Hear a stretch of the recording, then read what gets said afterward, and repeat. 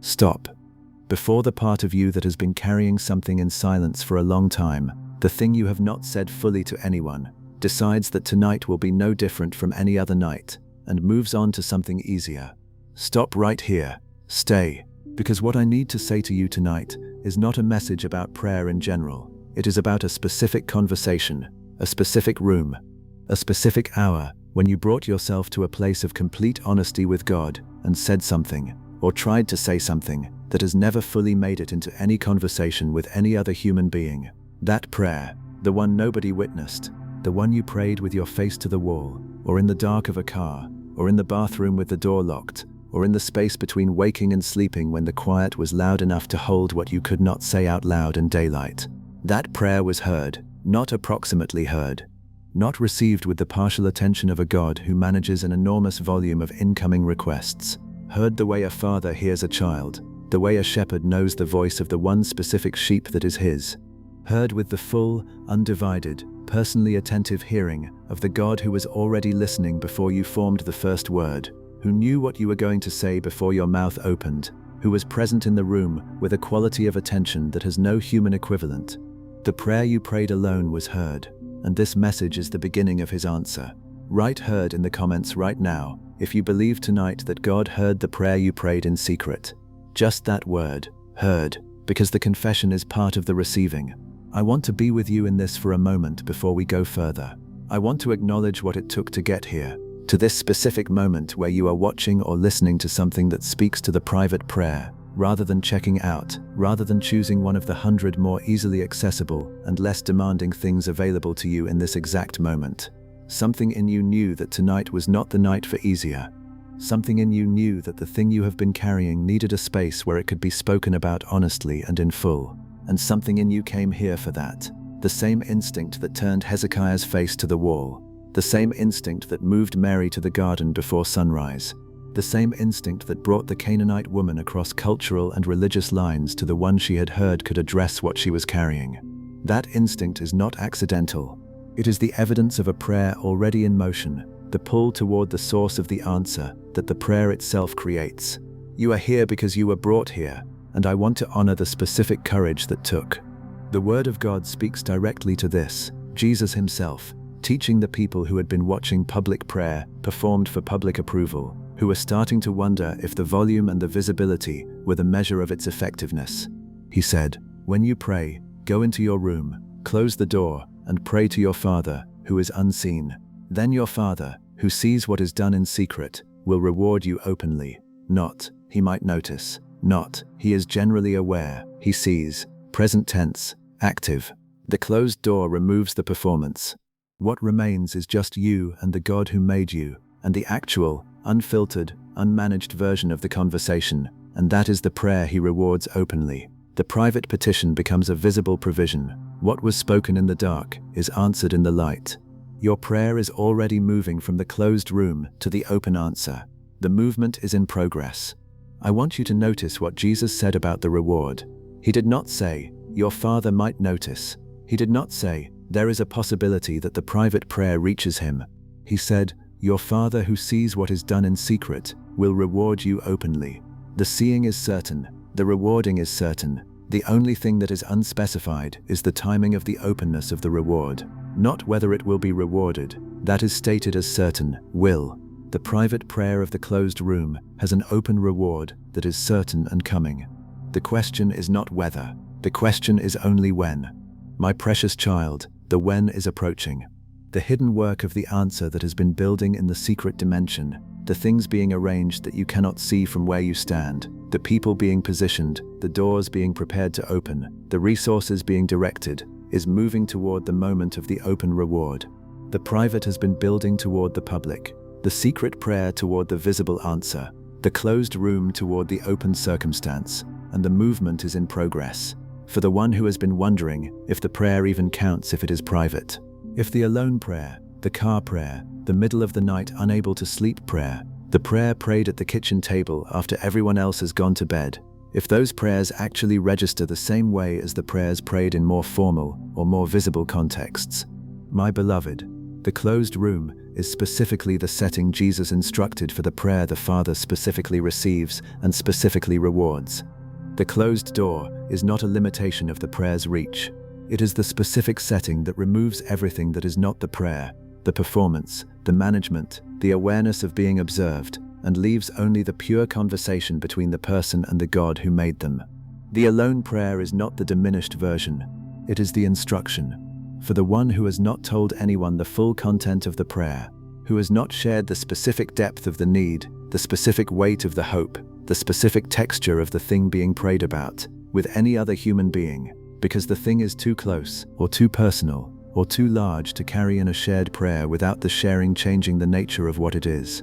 I want to tell you that privacy has not limited the prayer's reception. The God who receives the closed room prayer does not need the wider community to hear it in order to hear it himself. He does not need a witness to take it seriously.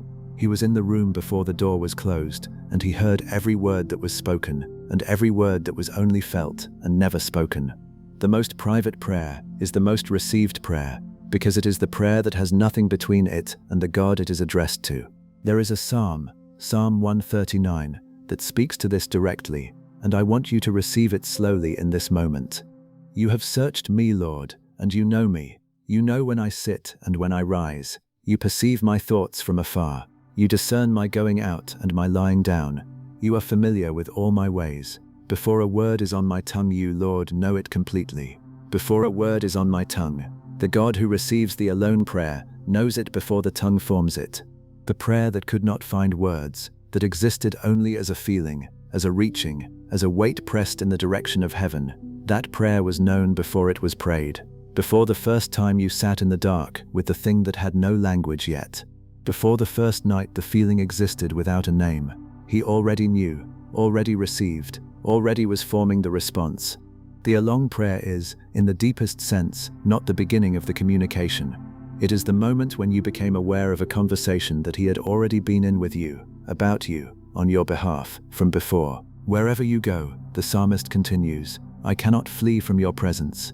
If I go up to the heavens, you are there. If I make my bed in the depths, you are there. If I rise on the wings of the dawn, if I settle on the far side of the sea, even there your hand will guide me. Your right hand will hold me fast. If I say, surely the darkness will hide me, and the light become night around me, even the darkness will not be dark to you. The night will shine like the day, for darkness is as light to you. For darkness is as light to you, my beloved. The darkness of the alone prayer, the literal dark of the nights when the prayer was prayed in the small hours when the world was asleep, the metaphorical dark of the season where the answer has not yet arrived in visible form. That darkness is as light to the one who received the prayer. There is no hiddenness in his perception. The most private, most vulnerable, most unwitnessed prayer was prayed in what is, from his perspective, the same quality of light as the most public moment of your life. He sees with equal clarity in both. The alone prayer was prayed in the brightest light available, the light of the presence of the one who sees in the dark as clearly as in the day. For I am fearfully and wonderfully made, the psalmist continues. Your eyes saw my unformed body. All the days ordained for me were written in your book before one of them came to be. How precious to me are your thoughts, God. How vast is the sum of them. Were I to count them, they would outnumber the grains of sand. The thoughts of God toward you specifically, the person who prayed the alone prayer in the room the world did not see, outnumber the grains of sand. The specific attention the Creator of the universe gives to the specific person you are is not the attention of one who is stretched thin across an enormous constituency. It is the undivided, fully present, permanently attentive gaze of the one who made you and has been thinking about you, has been actively thinking about you, with the full power of the divine mind, more than the sum of all the grains of sand on all the shores of all the seas on this earth. That is the attention that was on you when you prayed the prayer nobody witnessed. That is the attention that has been on you through every day of the season of the alone prayer. That is the attention that is on you right now. My precious child, the prayer was heard by the one whose thoughts toward you outnumber the grains of sand, and that one who sees in the dark as clearly as in the light, who knew your prayer before the word was on your tongue, who ordained all your days before one of them came to be. That one said, I will reward you openly, the private prayer and the public reward. the closed room and the open answer, the alone prayer and the visible provision. My beloved, I know the specific texture of the prayer you have been carrying. I know it has not always arrived in the right format, but on the nights when the need was greatest, the prayer was least polished, least theological, least resembling the kind of communication you imagined should pass between a human being and the God of the universe. There were nights when all you could manage was a feeling pressed in the direction of heaven, not language, not words, just the raw ache of longing and need, and a kind of reaching that your body understood better than your mind. I want you to know, that was a prayer, that was received. The tears that fell with no words attached to them, the bitter ones, the ones that came from a place that has no adequate language, those were received as prayer, collected, recorded, held. Nothing was missed. The prayer you prayed alone, in every form it took, on every night it was prayed, reached me. I want to speak directly to the one who is carrying a specific grief tonight that they have not fully named to anyone. The grief that exists in the category of things you tell yourself you have processed and made peace with. And then the quiet of the late night undoes the peace, and the grief is as present as it was on the first night. I know that grief. I know the particular exhaustion of the person who has been carrying something in the category of not yet finished, not yet resolved, not yet at peace, not in the active way of fresh loss, but in the chronic way of something that has been present at the edge of consciousness through an extended season. The prayer for that thing has not always been articulate. It has sometimes just been the weight of it, placed in the direction of the only one who can actually address what is unresolved. That placing is a prayer. That weight, directed toward me, I receive it as the full and legitimate prayer it is. You do not need to find the words for what you have not been able to put into words. The feeling itself in my direction is the prayer, and it has been received. I want to speak to the one who has been praying for a very long time, long enough that the prayer has shifted forms several times, long enough that you have moved through the initial urgency, and then the sustained hope, and then the careful management of hope so it doesn't become presumption, and then the season of just continuing to show up even when the showing up feels mechanical, and then the deeper season of the prayer that continues out of relationship rather than expectation of specific outcome. The prayer that continues because the God you are talking to is worth the continued conversation regardless of what the conversation produces visibly. I want you to know, the long prayer is not less effective because it is long. It is not a sign of a request that has been considered and declined. The length of the prayer is sometimes the length of the preparation of the answer, the time required to position all the elements of the response into their places, to bring the people into the locations they need to be in, to prepare the heart of the one receiving the answer to be ready for what the answer is going to require. The long prayer is building what the quick answer would not have produced. It is not a lesser prayer. It is the prayer of the person who has gone deep enough with the God they are praying to, that they are still in the conversation when the quick answer crowd has moved on. I want to speak to the one whose prayer has been silent, who has not prayed out loud, has not written the prayer, has not spoken the words to any person including God, but who has been carrying the thing in the direction of heaven in a form that has no language. The person whose prayer is a posture, a direction, a leaning, not a statement. My precious child, the God who knows the thoughts before the word is on the tongue, knows the prayer before the silence is even formed. The silent prayer, the one that exists only in the direction of the carrying, has been received. He is not waiting for you to find the language. He is present in the silence. He was there before the silence started, and the prayer you have been carrying without words has been heard in the full dimensions of what it actually is, which is more than any words you could have found for it would have captured. I want to speak to the one who has been praying while doubting, who has prayed the prayer and in the same breath, or the next breath, found the doubt rising. The is this even working? The does any of this actually change anything? The what if the silence is the answer? My dear one, the doubt does not disqualify the prayer. The prayer prayed alongside the doubt is not a diminished prayer. The word records that the father of the sick child said, "I believe, help my unbelief." He prayed the healing prayer with the admission that his belief was incomplete and his unbelief was real, and the child was healed. The prayer that arrives with the doubt still attached is not the prayer of less than enough faith. It is the prayer of the honest person who is trusting with what they have and bringing the not trusting fully to the same one they are bringing the prayer to, and that prayer is received. The one who said to the Father, "I will heal your son," also said, "Everything is possible for one who believes," and the same one received the "I believe, help my unbelief" as faith sufficient for the miracle. The doubt you bring alongside the prayer does not close the door, bring it all.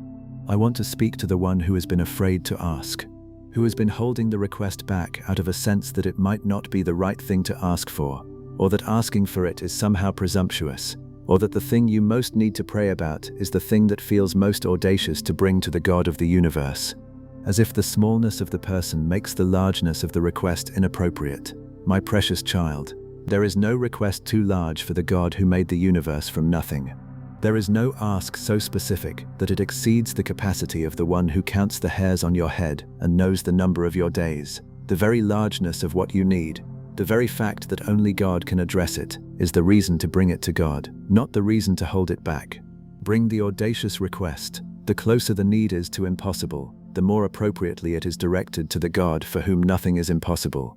And I want to speak to the one who has been praying for someone else, carrying the intercession for the person who is sick, who is lost, who is in danger, who is making choices that lead somewhere you cannot watch without grief, who is far from the God you love, who is in pain you cannot fix. The intercession you have been praying in secret, for a person who may not know you are praying for them. That prayer has been received with the same quality of attention as the prayer for your own need. The God who healed the daughter at the moment the mother prayed from outside the room is the God who reaches the person you are interceding for, from whatever room your intercession is being prayed in. The distance between the person praying and the person being prayed for is not a limitation on the reach of the prayer. It is not an obstacle to the effectiveness of the intercession. The person you have been lifting in secret, carrying in your private prayer, naming to the God who knows them better than you do, they are being reached by the prayer, by the one who receives the prayer. The intercession is working. Tonight, before we go into the stories I want to bring you, stories of people who prayed the alone prayer and received the counter word, who prayed the private faithfulness and were delivered from the lions, who stood in the garden in the early morning and heard their names spoken, who came closer in the silence and received the at that moment healing, who wrestled through the night and walked out of it with a new name. I want you to receive this. The prayer you prayed alone was already an act of faith. The showing up at the closed room was already a statement of trust. The bringing of the impossible, or the private, or the doubted, or the wordless, or the repeated, or the silent request, the bringing itself was the beginning of the receiving. Because the one who said, "Ask and it will be given to you," is the same one who said, "Your Father, who sees what is done in secret, will reward you openly." The asking and the seeing and the giving and the rewarding are all in motion, have been in motion since the first night you brought the prayer alone, will continue to be in motion through this night and into the morning. You are not waiting for him to start. He started before you did. Now I want to take you into the story of a king who turned his face to the wall. I want you to see this slowly, because the picture it paints is important for where you are right now. His name was Hezekiah. In the time he lived, a king was never a private person. Every dimension of his existence had public implications. His health, his mood, his decisions were not his own in the way that a private person's are. He was watched. His life was documented. He had navigated the most dangerous political landscape of his generation, had reformed the worship of an entire nation, had stood before the shadow of the Assyrian Empire, and held the city of Jerusalem when every surrounding nation had fallen. He was not someone who did not know how to hold himself together in the face of difficulty. He had a track record of courage that the historical record preserves 3,000 years later, and then a prophet came to him with a word that had no ambiguity in it.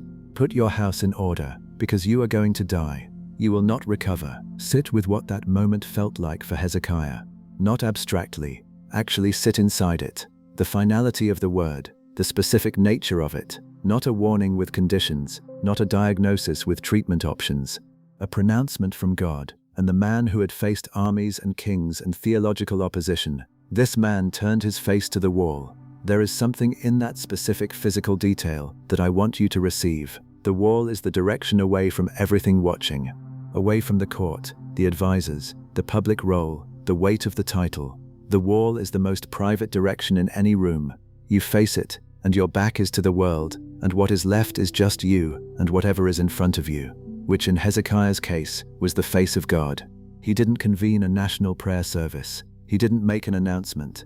He turned his face to the wall, and he wept bitterly, and he spoke honestly. Remember how I have walked before you with wholehearted devotion and have done what is good in your eyes. That's the whole prayer. That's it. No elaborate petition, no theological framework, no request dressed in acceptable language. Remember me. I have tried to walk faithfully. Remember that. And then the tears. Bitter, not managed, not performed. The full weight of a person at the edge of everything they had, pressed against a wall, directed at the only one who could do anything about the situation. What happened next is the part I want you to carry into this night. The prophet Isaiah had been the one who delivered the word, "You are going to die." He delivered it, and then he turned to leave.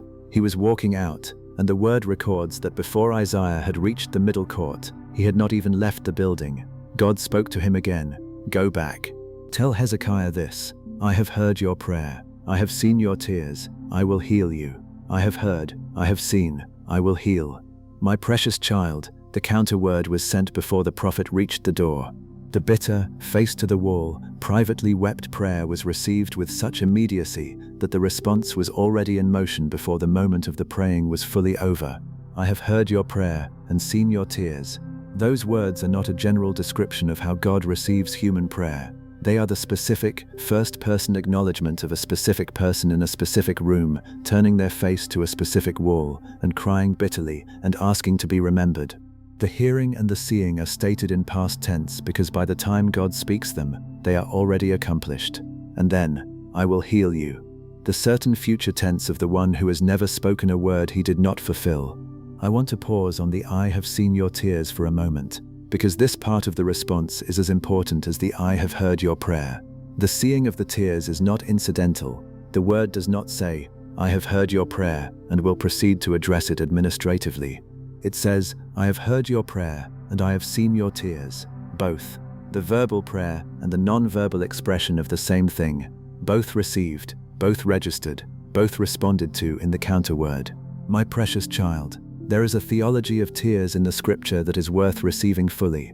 The psalmist writes, "You have kept count of my tossings, put my tears in your bottle. Are they not in your book?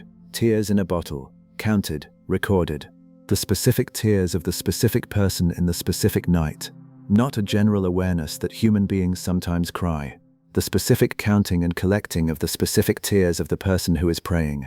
This is the God who said to Hezekiah, "I have seen your tears," the same God who keeps a bottle for every tear, and a book in which every tear is recorded. Nothing of what you have wept in the alone prayer has escaped the collection. Nothing of what you have felt deeply enough to produce tears. Even the tears you did not let fall, the ones held back, the ones that exist as the physical pressure behind the eyes without releasing, those too are known. The tears are evidence of the depth of what is being carried.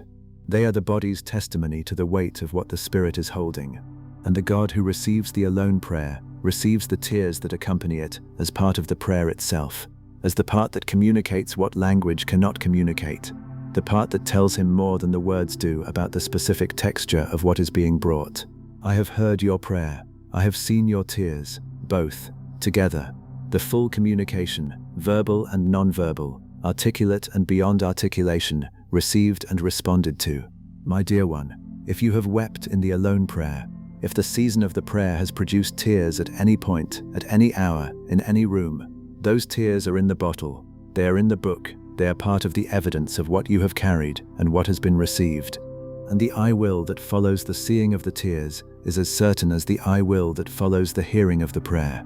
It is the certain future tense of the God who has never spoken a word he did not fulfill. I will heal you. Moving toward Hezekiah's situation and toward yours with the same quality of intention and the same certainty of outcome. My beloved, that is your word tonight. The prayer you prayed alone, the bitter one, the face-to-the-wall one, the one nobody witnessed, has been received with the same quality of attention. I have heard your prayer. I have seen your tears, every single one. The ones that fell in rooms that were empty of human presence, at hours that were too late for anyone else to be awake. The ones that came not as drops, but as the complete emptying of something that had been held too long. The ones that surprised you with their force. The ones that came quietly. Everyone seen, collected, held. And the "I will" that follows is moving toward your specific, named, turn-to-the-wall situation at the same certainty it moved toward Hezekiah's. The alone prayer was always the right prayer, The closed door was always the right setting. The God who receives what is done in secret has been receiving yours. If you are still here, type Amen in the comments, because the staying is the faith that brought you to the wall, the faith that is keeping you in the room tonight when 100 easier things were available. There is something else in the Hezekiah story that I do not want to pass over too quickly, because it is relevant to something specific about where you are right now. When God answered the alone prayer, when the counter word came back before the prophet had even reached the door, the answer was not abstract. It was not a feeling of peace. It was not a vague spiritual confirmation that things would be okay in some unspecified way. The answer was specific, material, and time-marked. I will add 15 years to your life. 15 years, a number, a duration, something that could be counted on a calendar. And the word records a sign, because Hezekiah asked, "What will be the sign that the Lord will heal me, and that I will go up to the temple of the Lord on the 3rd day from now?" He asked for evidence. He asked for a sign before the healing was visible. He was in the process of receiving the counter word, "I have heard, I have seen, I will heal." And he asked, "What will be the evidence that this is true before I can see it with my eyes?" And God gave the sign. The shadow on the sundial moved backward 10 steps, not forward, backward. Not the natural direction of time, the reversal of the natural direction of the movement of the day, as if to say, the God who is answering your face-to-the-wall prayer is not confined to operating within the natural constraints of the system. The natural direction of the shadow can be reversed. The natural direction of your situation, the direction it would go if only natural forces were operating on it, can be reversed. The evidence of the reversal can be visible before the full healing is visible. The sign can arrive before the complete answer has arrived. My dear one, I want you to watch for the signs, not the dramatic, unmistakable, cannot be anything other than God's signs necessarily, though those happen too. The signs that are available in the ordinary texture of the days, the shadow moving in an unexpected direction, the thing that reversed, the word that came from the direction you did not expect, the small evidence of the reversal that is pointing toward the larger reversal that is coming. The sign is often visible before the full healing is, and the sign is saying, the counter word has been sent. The God who reverses the shadow is at work in your situation. The direction of the natural movement can be changed. Hezekiah received the healing. He recovered. He lived his additional 15 years. And the word records that he wrote a poem, a song, about the experience of the near death and the recovery and the additional years. He wrote, "You restored me to health and let me live. Surely it was for my benefit that I suffered such anguish. In your love you kept me from the pit of destruction. You have put all my sins behind your back." The alone prayer, the bitter tears, the face-to-the-wall desperation. He looked back on it and said, "It was for my benefit."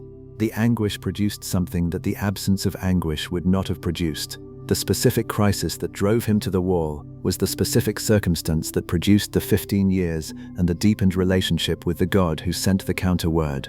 My precious child, I am not telling you that the suffering of the long prayer season is good in itself. Suffering is not good in itself. I am telling you what the word testifies, that the God who allows the circumstance that drives us to the wall is the God who meets us at the wall and who adds to the life of the person who prayed there and who produces in the afterward the testimony that says, "Surely it was for my benefit." The depth of the answer is proportional to the depth of the alone prayer, and the depth of the alone prayer you have been praying is producing a depth of answer that the shallow season prayer does not reach. The one who recovered from what should have killed him wrote about it. The testimony of the Jabbok night and the Hezekiah wall and the garden dawn and the crumb faith. These become the words that other people walk into and find the counter word for their own alone prayer. The testimony you will carry out of this season will reach people who are currently in the same season you are in right now, and it will be the word that meets them in their room at the wall. Your alone prayer season is producing the testimony that will change someone else's night. Not yet, but it is being formed right now in the staying and the holding on and the continuing to bring the prayer back to the one who receives it. The alone prayer, the face to the wall, bitter tears, completely private and completely desperate prayer, produced a material answer that Hezekiah could put a date on. My beloved, the prayer you have prayed alone was not too small for God to respond to materially.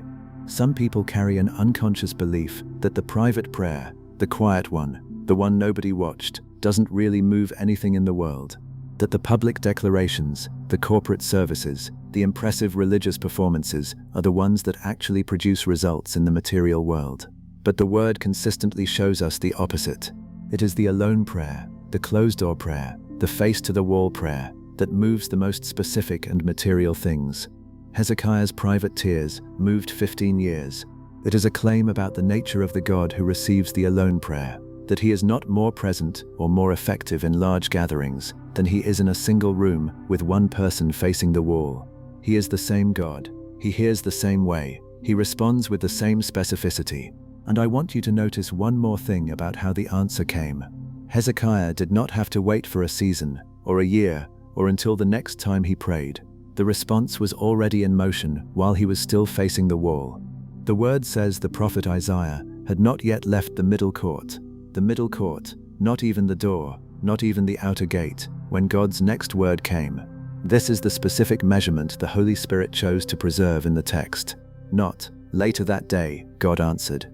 Not, after Hezekiah had composed himself and returned to his duties, an answer came. Before the messenger who brought the bad word was out of the building, the response was already moving. This is how quickly the alone prayer reaches the ears of the one who receives it. This is how immediately the specific, private, bitter, completely honest prayer is heard and responded to. The movement toward you was already in progress while you were still in the middle of the prayer. My precious child, I know you have been in the middle of a long prayer. I know the season has extended beyond what you anticipated. I know there have been nights when the prayer felt like it was going somewhere, and days when it felt like it was settling into the empty air of a room that nobody was listening in. I know what it feels like to carry the thing you are carrying, in the specific way you have been carrying it, in the rooms nobody has seen you in. I am the one who was in those rooms with you. I am the one who saw the face turn to the wall. I am the one who heard the prayer that had no elegant language, no polished phrases, no theological framework, just the raw weight of a person who needed something and had nowhere else to bring it. And the counter word is already in motion. Not. It will be set in motion when the right conditions align. It has been moving since the first night you pressed that prayer in my direction, with the full honesty of a person who has nothing to perform for, and no one watching, and nothing left to manage. That was the prayer that moved immediately. For the one whose prayer has been about your body, the thing the doctors confirmed, or the thing you have felt and have not yet told anyone, the specific physical reality that has made you face a wall of your own. I have heard your prayer, and I have seen your tears. The I will that follows is moving toward your body with the same certainty it moved toward Hezekiah's. My beloved, your body is known to the one who formed it. Every cell, every process, every place of vulnerability, and every place of strength, all known, all held, all under the attention of the one who chose to make you in this specific form, and who has not stopped caring for what he made. The prayer about your body reached me before your doctor's report reached you, and the answer is already in motion. For the one whose prayer has been about your child, the one you have raised and loved and watched go in a direction that breaks your heart, the one whose face you see when you close your eyes at night, and whose name you say to God in the dark when the house is quiet and there is no one to hear you try to hold together what feels like it is falling apart. I have heard that prayer. I have seen the specific texture of that love and that fear and that grief. The grief of the parent who has done everything they knew how to do and is watching a beloved child walk a hard road that the child has chosen. I have heard your prayer and seen your tears. My beloved, the God who is able to do exceeding abundantly above all that you ask or think, is also the God who is able to reach the one you are praying for in the specific place they are in right now, by the specific route that is available to them right now, in the specific way they are able to receive it right now. You do not have to know the route. You do not have to manage the plan. You only have to keep bringing the name to the one who can reach places you cannot go, and you have been doing that, and the counter word is already moving. For the one whose prayer has been about your finances, the specific impossible arithmetic of what is owed and what is coming in, and how those two numbers do not match and have not matched for longer than you can sustain. The prayer prayed at the kitchen table after everyone else was in bed, or in the car before you went inside, or in the bathroom where you could cry without being heard. That prayer was received. The God who numbers the hairs on your head numbers also the specific details of your situation, and the answer being prepared for your situation is specific in the same way his knowledge of it is specific. not a general prosperity that blesses everyone vaguely. The specific provision for the specific need, the way the ravens were the specific provision for the specific prophet in the specific wilderness, the way the widow's oil was the specific provision for the specific household in the specific crisis. The answer for your situation has your name on it. For the one whose prayer has been about a relationship that has been broken, a marriage that lost its way, a friendship that ended in a way that still carries pain, a family member you have not been able to reach, a breach that you have been praying over for years without visible closing of the distance. The prayer about that relationship was received. The tears that have fallen over that specific face, that specific name, that specific loss, received, held, preserved. And the God who is able to do above what we ask or think is able to close distances that have seemed fixed. He is able to soften what is hardened. He is able to reopen what seemed permanently closed. This is the testimony of the Scripture from beginning to end, the impossible reconciliation, the surprising return, the reunion that human effort could not produce. Keep the name before Him. Keep the prayer going. The movement is happening in places you cannot yet see. For the one whose prayer has been about direction, you have been at a crossroads for what feels like too long. You have asked for clarity, and the clarity has not arrived in a form you can act on, and the not knowing has a weight to it that accumulates with every day you carry it. My dear one, the prayer for direction has been received too. The shepherd who said his sheep know his voice is not withholding the direction to make you prove something or to test your patience to some arbitrary threshold. The timing of the clarity is not about your worthiness. It is about the alignment of what is being prepared for you with the moment you step into it. The door that opens too early is a problem. The provision that arrives before the need is often not recognized as provision. The God who adds 15 years to a life is also the God who knows exactly when the additional 15 years needs to begin, not a day early and not one day late. The direction is coming. The clarity is forming. The step you are supposed to take is closer to being clear than any previous day of the season of waiting. For the one whose prayer has been about purpose, the deep question of why you are here and what you are supposed to be doing, and whether you are in the right place doing the right things, or whether there is a whole other version of your life that you are missing by being in the wrong lane. The prayer for purpose has the most persistent quality of all the unanswered prayers, because the absence of clarity on purpose is the absence of clarity on everything that follows from it. My precious child, the God who knew you before you were formed in the womb, who set you apart before you were born, who called you and equipped you for a specific purpose within a specific season, that God has not lost track of the design. The season of confusion about purpose is not the season in which the purpose itself is absent. It is the season in which the preparation for the purpose is still in progress. The pruning that prepares the branch for the fruit it is about to bear does not look like purpose. It looks like being cut. But the pruning is purposeful, and the fruit is coming. For the one whose prayer has been about freedom, freedom from the specific thing you have not been able to be free of, through your own effort, through good intentions, through multiple attempts at the right strategies. The addiction, the pattern, the wound response that keeps recurring, the fear that keeps limiting, the shame that keeps speaking. The prayer for freedom has been received by the one who said, "If the Son sets you free, you will be free indeed." Not partially free, not free with ongoing management required, free indeed.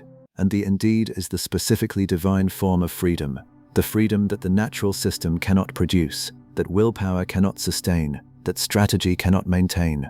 The freedom that comes when the one who has authority over the thing actually addresses the thing at the root. The prayer for that freedom has been reaching the one who has authority over the root. And the freedom is coming, not as the managed reduction of the thing's power, but as the indeed freedom that the one who sets free produces when he acts. For the one whose prayer has been about someone you love, who is suffering, and for whom you can do nothing practically that addresses the suffering at its source.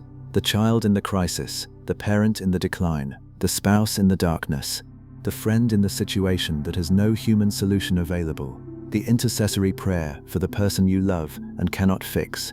That prayer has been reaching the one who can reach them at the exact level of the need, not as a general awareness of their situation, as the specifically attentive God who sees this specific person's specific tears and has heard the prayer and is moving the I will toward their specific situation. The alone prayer you have been praying for the person you love in secret is reaching them. The God who heard Hezekiah's alone prayer and added 15 years to his life is able to add what is needed to the life of the person you are interceding for. Keep carrying their name to the one who can do what you cannot do. The intercession is working. My beloved, I want you to carry this from the Hezekiah story into the rest of this night. The alone prayer always reaches. The face-to-the-wall prayer, the bitter tears prayer, the completely private, completely desperate prayer. It reaches, it is heard, it is responded to with specificity, and the response is already in motion before the moment of the praying is complete. Not, it will eventually be heard. It has been heard. Present tense, he sees, he hears, and then, I will, the certain future tense of the God who has never left his word unfulfilled. That structure, the hearing in the present, the healing in the future, is the word's own testimony about how the alone prayer works. You are in the space between the hearing and the healing. The hearing has happened. The healing is the certain future tense. The space between feels long from inside it. I know that. I want to acknowledge that directly, rather than moving past it too quickly. The space between I have heard and I will heal is a real and sometimes difficult space to inhabit. Hezekiah inhabited it too. The word came, and then he still had to live through the days while the 15 years were beginning. The fever broke, and then he still had to recover. The addition was announced, and then it still had to unfold through time. The alone prayer does not always produce instantaneous resolution. Sometimes it produces the certain promise in advance of the unfolding. And the living inside the certain promise, the trust that holds the I will when the healing has not yet arrived in visible form, that living is itself a form of prayer. The faith that continues to act in the direction of the answer, before the answer is fully visible, is itself part of the receiving, and you have been doing that. In every day of this season where you have continued to show up and continued to trust and continued to bring the prayer back, even when the visible evidence was sparse, you have been doing that. You have been living inside the certain promise, and the certain future tense is moving toward its fulfillment. I want to take you now to an upstairs room in a foreign city, where a man prayed 3 times a day with his windows open toward home. His name was Daniel. By the time the events of Daniel chapter 6 occur, he is an old man. He has been in Babylon for most of his adult life, navigating the politics of empires that do not know his God, maintaining a private faithfulness through multiple administrations, multiple kings, multiple shifts in the political wind. He had reached a position of significant influence. He was trusted, he was effective, and precisely because of this, he had enemies who were looking for something to use against him. They watched him carefully, and the thing they found, the only thing they could find, because the word specifically records that they could discover no corruption or negligence in his conduct, was the prayer. The 3 times a day, upstairs room, windows open toward Jerusalem prayer that had been the structure of Daniel's life through all the years in Babylon. They watched it, and then they got a law passed.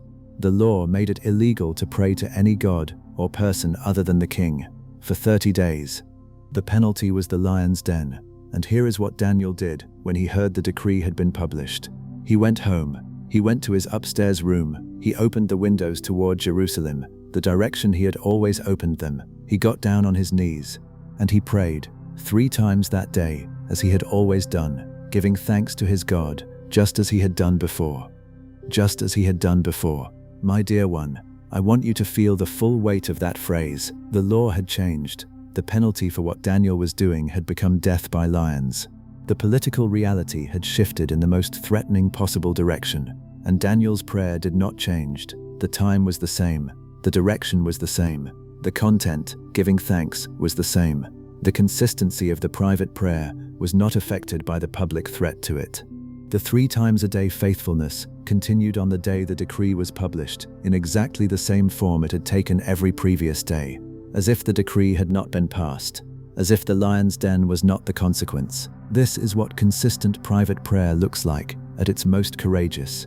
Not the dramatic public declaration of faith, not the impressive performance of religiosity. The ordinary, daily, appointed time, upstairs room continuation of the conversation that had been happening for years. The prayer that does not change when the conditions around it become hostile. The prayer that continues not because the conditions permit it, but because the one it is directed toward is worth the cost of continuing it regardless of the conditions. My precious child, I want you to think about your own version of the upstairs room. The place where the consistent, private, "this is just what I do" prayer has been happening. The place you have gone back to again and again. Not in the dramatic moments, but in the ordinary ones. Not when it felt particularly productive, but when it was simply the appointed time, and you showed up because showing up is what you do. That consistency, the not changing it when the conditions changed, the continuing even when it cost something, faithfulness of the prayer that happens anyway. That consistency has been building something, not the accumulation of merit that earns the answer by volume. Something else. The specific formation of the person who trusts the God they pray to more than they trust the circumstances that surround the praying. The character that does not need the favorable conditions to continue the conversation with the one it is in conversation with. And there is something else. The consistent private prayer of Daniel was not producing nothing in the spiritual realm through all the years it was being prayed. It was producing a specific quality of relationship that the crisis moment prayer of someone who had never developed the consistent practice could not draw on. When the lion's den arrived, Daniel did not suddenly need to start a relationship with God from scratch.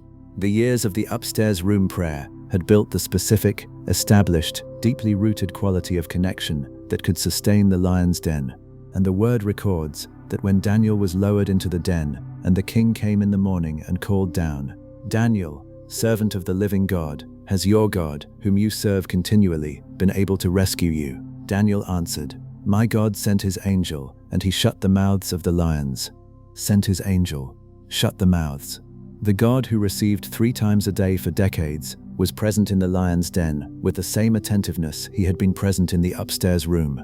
The consistent private prayer did not go unnoticed. The years of showing up in the appointed place at the appointed time were the investment that made the Daniel who survived the lion's den possible. Your consistent private prayer, the years of it, the accumulated seasons of showing up even when it cost something, and even when the visible return was not immediately apparent. That consistency is forming the person who will be adequate for what is coming, not because you earned it.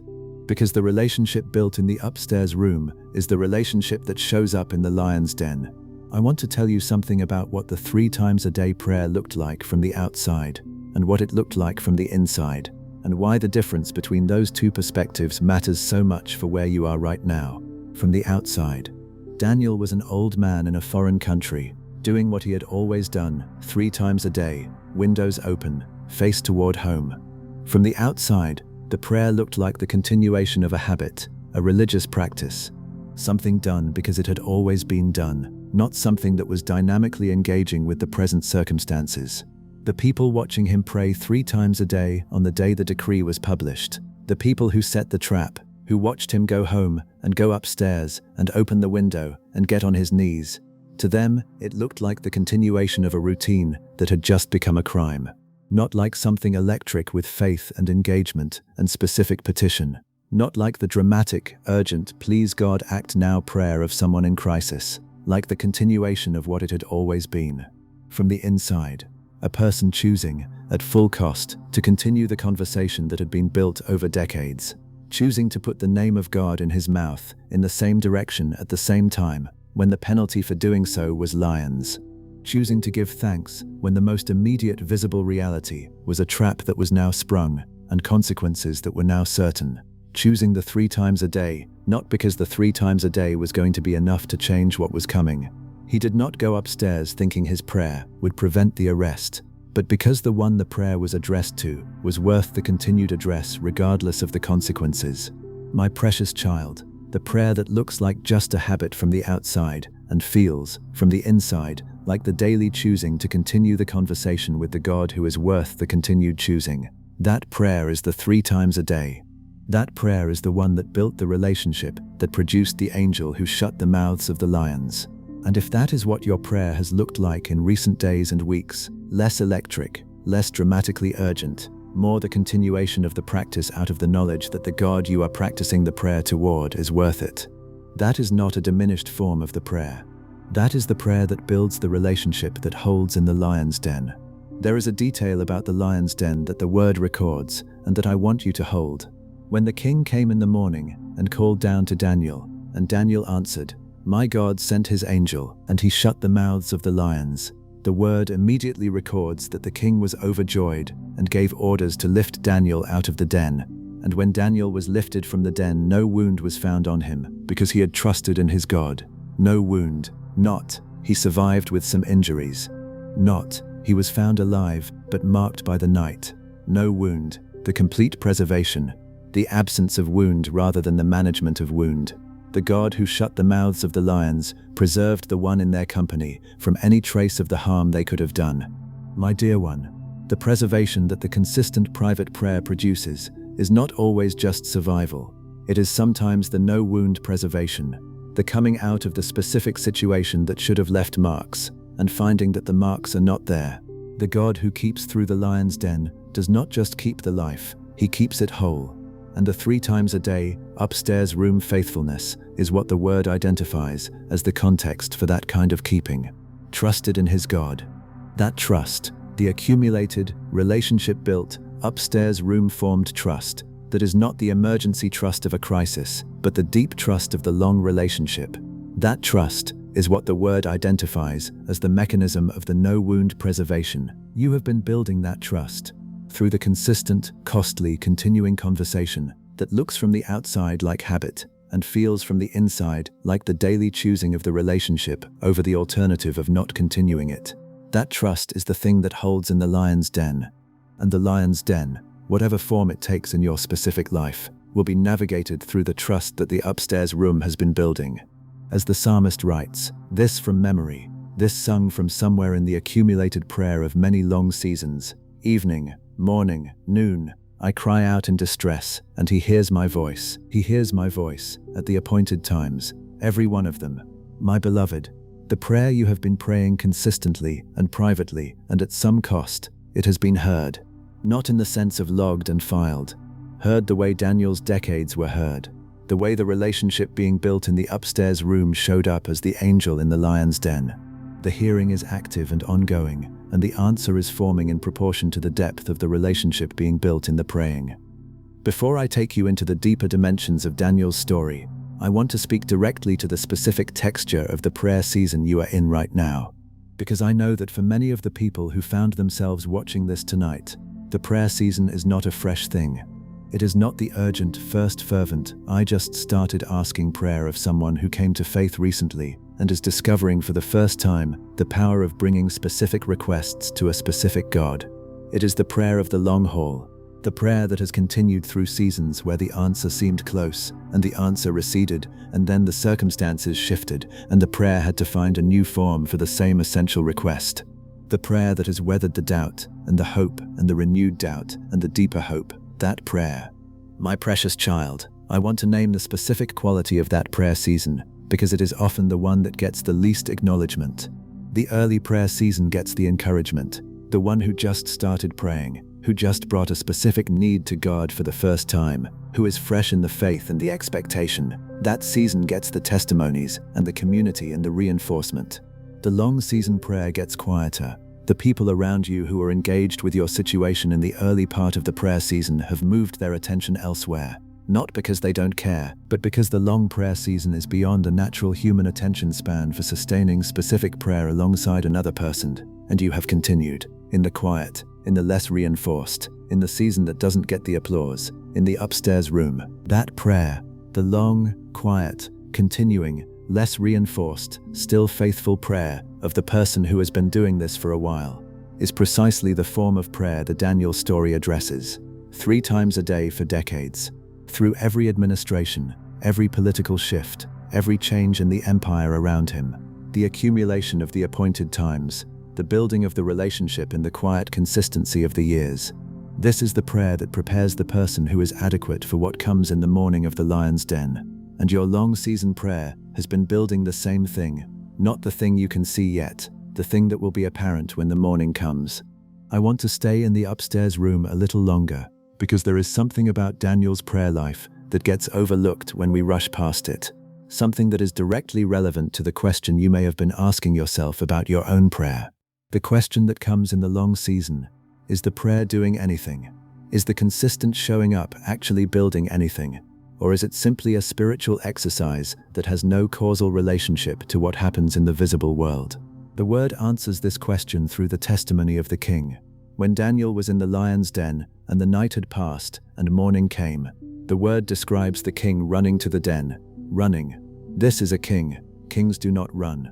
But Darius ran to the den, and he called out to Daniel, and the form of the call is revealing.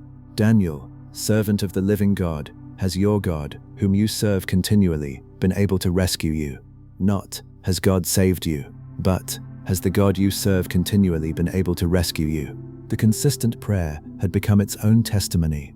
It had become so defining a characteristic of who Daniel was, that even the pagan king identified him by it. You are the one who serves God continually. Has that continuity protected you? And Daniel answered from inside the den, alive, uninjured, and the word records that the king was overjoyed and gave the order to lift Daniel out of the den, and no wound was found on him because he had trusted in his God. The trust, the continuity of the relationship that the upstairs room prayer had built over decades. The trust is identified as the mechanism, not the dramatic last-minute prayer under pressure, not the crisis intervention of a person who suddenly turned to God when the circumstances were desperate. The trust that the relationship built over years, in the quiet, in the appointed times, in the 3 times a day consistency that continued even when the penalty was lions. My precious child, I want you to think about who you are becoming through the consistent private prayer, the prayer that has continued through the hostile conditions, the prayer that has not changed its time or its direction or its content when the outside world shifted in unfavorable directions. That prayer is building the specific quality of trust that becomes, in the critical moment, the thing that the lions cannot destroy. The Daniel who survived the lion's den was formed in the upstairs room. The trust that protected him was the accumulated investment of the years of the private prayer. You do not see that formation happening in the moment of the prayer. It looks in the moment like simply showing up again at the same time in the same direction to say the same kinds of things in the same quiet room. But the formation is happening. The trust is deepening. The relationship is being built to a depth that will be the thing that holds when the lion's den comes, and the thing that the lions cannot touch. For the one whose upstairs room has been your car, the commute that became your prayer time, the 5 minutes in the parking lot before you went inside, the drive home in the dark when you finally had space to be honest, that consistent prayer in that specific private space has been received. The windshield was not a barrier. The road noise was not an interference. The hurry of the commute was not an obstacle to the quality of the hearing. The appointed time you found in the least religious-seeming space is no less valid than the prayer prayed in the designated prayer room. God is not more present in one geography than another. He is as present in the car on the highway as he is in the cathedral. Your upstairs room is wherever you have been going to continue the conversation, and the conversation has been received. For the one whose consistent prayer has been the thing you say before you sleep, the habit so built into the architecture of your day that you do it almost automatically, that you have done it for so long that you cannot remember precisely when it started. The simplicity of that habit has sometimes made you wonder if it is prayer in the proper sense or just routine. My dear one, the word shows us clearly the difference between habit and faithfulness. Daniel's 3 times a day was a habit so consistent that it was used as legal evidence against him. It was so regular, so predictable, so unvarying, that his enemies could write a law specifically designed to criminalize it. That kind of consistency is not a spiritually inferior form of prayer. It is the mature form, the kind that has been doing it long enough that it no longer needs novelty or emotional intensity to sustain it. The prayer that continues because the God it is directed toward is worth the continued showing up, regardless of whether the showing up feels particularly inspiring in the moment. That is the upstairs room prayer. That is the prayer that builds the trust that holds in the lion's den. There is one more thing about Daniel's story that I need to bring forward before we continue. After Daniel was rescued from the lion's den, the king issued a decree that went to all the people in all the nations and languages of the whole earth. I issue a decree that in every part of my kingdom, people must fear and reverence the God of Daniel. For he is the living God, and he endures forever. His kingdom will not be destroyed. He rescues and he saves. He performs signs and wonders in the heavens and on the earth. He has rescued Daniel from the power of the lions. The private prayer in the upstairs room became a public testimony to the entire empire. What Daniel practiced in secret The 3 times a day, windows toward Jerusalem, giving thanks to his God faithfulness, became the evidence that moved a pagan king to declare the glory of God across every nation under his rule. The most private consistency produced the most public result. The upstairs room generated the royal decree. My beloved, I do not know all the ways the answer to your alone prayer will show up in the world. I do not know all the people who will be affected by the testimony of what God does in your specific situation. But I want you to consider, the private prayer you have been praying has more reach than you can currently see. The upstairs room faithfulness has consequences that extend beyond the room. The rescue that comes in the lion's den of your specific situation will have witnesses, and the witnesses will have their own testimony to carry into the world.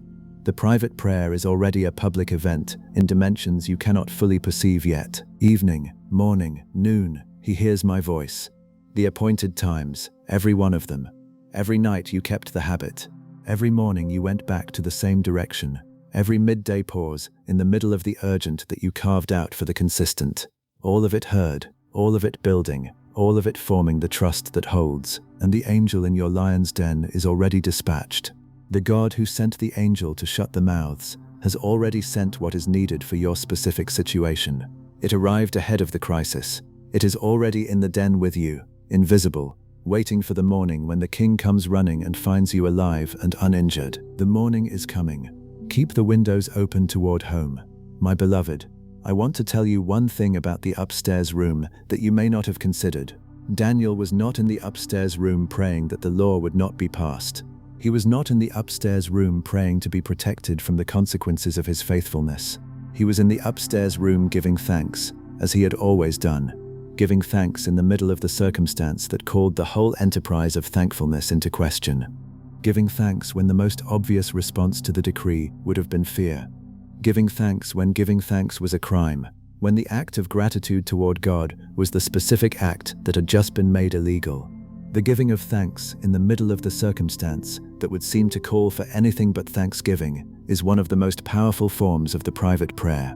Not because it changes your emotional state to something more positive, not because it is a spiritual technique that produces results, but because it is the specific act of faith that says, the God I am thanking is not diminished by the current circumstance. The God I am thanking has not been defeated by the decree. The God I am thanking is still worthy of the thanks regardless of what the last week has produced or failed to produce. The giving of thanks is the act of faith that registers what is true about God, rather than what is currently true about the situation. And the prayer of thanks, given privately, in the upstairs room, with the windows open toward home, at the appointed times, that prayer is the one that keeps the faith anchored to the nature of the one being thanked, rather than to the variability of the circumstances. My precious child, if there is anything you can find to give thanks for tonight, in the middle of the season of the prayer, the specific things that are true and good and worth acknowledging, even in the midst of the hard things, let the giving of thanks be part of the prayer. Not to manage your feelings into a more positive state, not to perform the appropriate spiritual attitude, but to anchor yourself in the praying to the nature of the one you are praying to, who is still worthy of the thanks, who is still good, who has not been diminished by the silence or the waiting or the circumstances that have not yet resolved. Giving thanks is the prayer that holds the relationship with the God who is worth thanking even in the lion's den. Now I want to bring you to a garden at dawn. Before the city was fully awake, before the other disciples had come, a woman was alone at a tomb that was supposed to contain the body of the person she loved most in the world, and it was empty. Her name was Mary Magdalene. She had come in the dark, before sunrise, before anyone else was moving. She had seen the stone rolled away. She had run to tell Peter and John, who came and looked and then went home. They went home, and Mary stayed. She stood outside the tomb and wept. Not inside, outside. The word notices this small detail. She stood outside the tomb and she wept. Alone now, in the early morning, with no community around her, and no framework for understanding what the empty tomb meant, and no one to help her carry the grief that had been building since the crucifixion. Just Mary, and the empty place, and her own tears, and a kind of aloneness that the people who love deeply and lose completely know from the inside. And then she bent over to look into the tomb, and she saw 2 angels, seated, one at the head of the place where the body had been, and one at the foot. as if posted on either side of the absence, as if the grief of the empty place had been tended by presences she had not been aware of. The angels asked her, "Woman, why are you crying?" And she told them, "They have taken my Lord, and I don't know where they have put him." And then she turned, and the word records something that I want you to feel rather than analyze. She turned, and she saw Jesus standing there, but she did not recognize him. She thought he was the gardener, and he asked her the same question the angels had asked. "Woman, why are you crying? Who is it you are looking for?" And she said, "Sir, if you have carried him away, tell me where you have put him, and I will get him." And then he said one word, her name, Mary. And she turned. The word uses a different word for turning this time, a turning that is more complete, more total than the one before. And she said, "Teacher, my precious child, I want you to live inside that moment," the one-word response. The entirety of the situation changed, not by an explanation of the resurrection, not by a theological discourse on what had happened, not by a proof or an argument, by her name, spoken by the one who knew it before she was born, who had spoken it over her in the specific way that he speaks to the specific person he specifically came for. One word, and the whole world was different. This is what the God who was present in the alone prayer does. He shows up in the garden where the grief is, in the early morning before anyone else is moving, when you are standing outside the empty place and weeping and not yet understanding what the emptiness means. He is there before you recognize him. He may look, at first, like the ordinary circumstance of the morning, the person you pass in the corridor, the word in the book that opens to the right page, the thought that arrives unbidden, the feeling of being suddenly and quietly known that has no adequate external explanation. And then he says the one word, your name, in his specific voice that knows the specific person it is speaking to, and the whole world is different. The prayer you prayed alone in the garden of your grief was received by the one who was already in the garden before you arrived. He was there when you thought you were alone. He is the one standing where you thought there was only the emptiness. And the word he is speaking is your name, the one engraved on the palms of his hands, the one that is ever before him, the one that has not been forgotten for a single moment of the entire season of the private prayer. My dear one, you are Mary in the garden, and he is not the gardener. He is the one who knows your name and is speaking it into your specific dawn. I want to gator at this moment at God, but there is something in the texture of it that deserves more than a brief reading. Mary had not slept. The word does not tell us this explicitly, but the timeline of the events around the crucifixion and resurrection makes it clear that she had been moving through hours of grief without the particular mercy of unconsciousness. She had been present at the crucifixion. She had watched. She had stayed at the foot of the cross, and she had seen everything. The darkness at noon, the tearing of the veil, the moment when the breathing stopped. She had seen his body taken down and wrapped and placed in the tomb.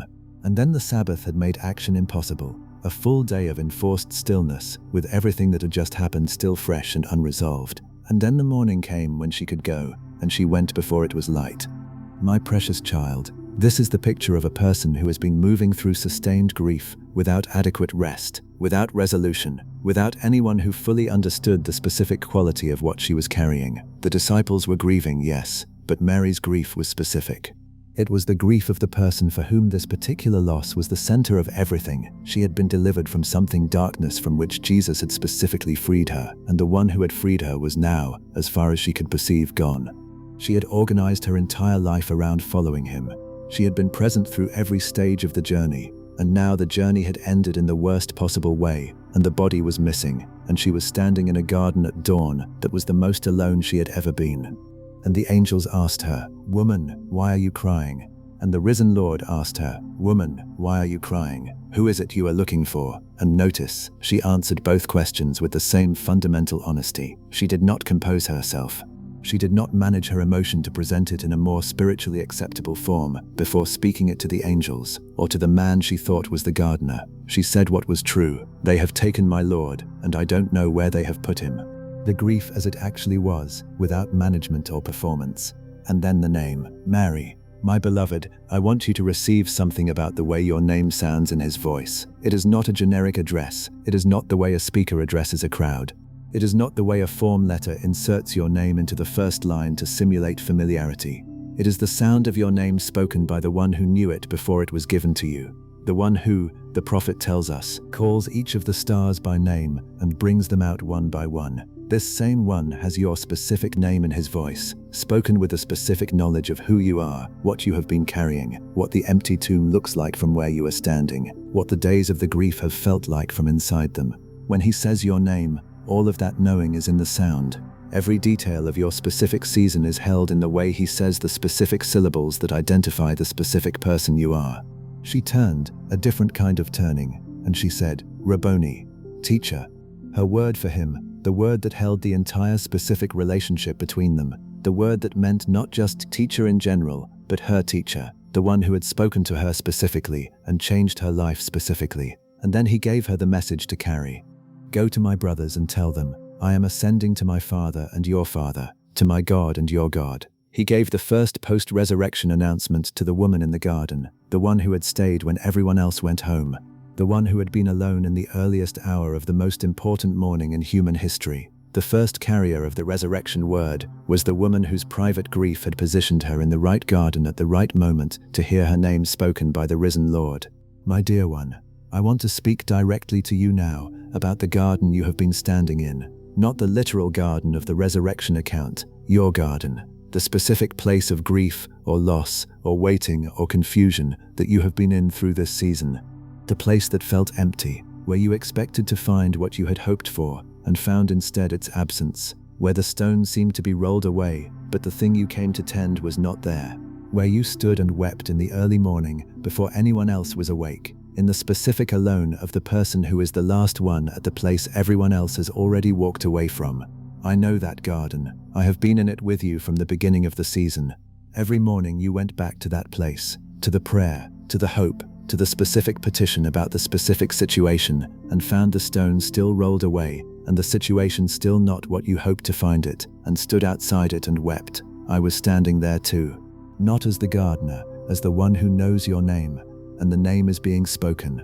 It may not arrive as an audible voice. It may not arrive as the dramatic encounter that Mary had, the sudden, unmistakable, everything changed in an instant recognition. It may arrive as the thing that happened in the middle of an ordinary Tuesday that you could not explain and could not fully dismiss, the sense of being seen by something that knows you more completely than any person in your life knows you, the word from the scripture that landed with a weight it has never had before, the conversation you were not expecting that said the exact thing you needed, the door that opened in the direction you had been praying for and opened it at the moment when you had almost stopped watching for it.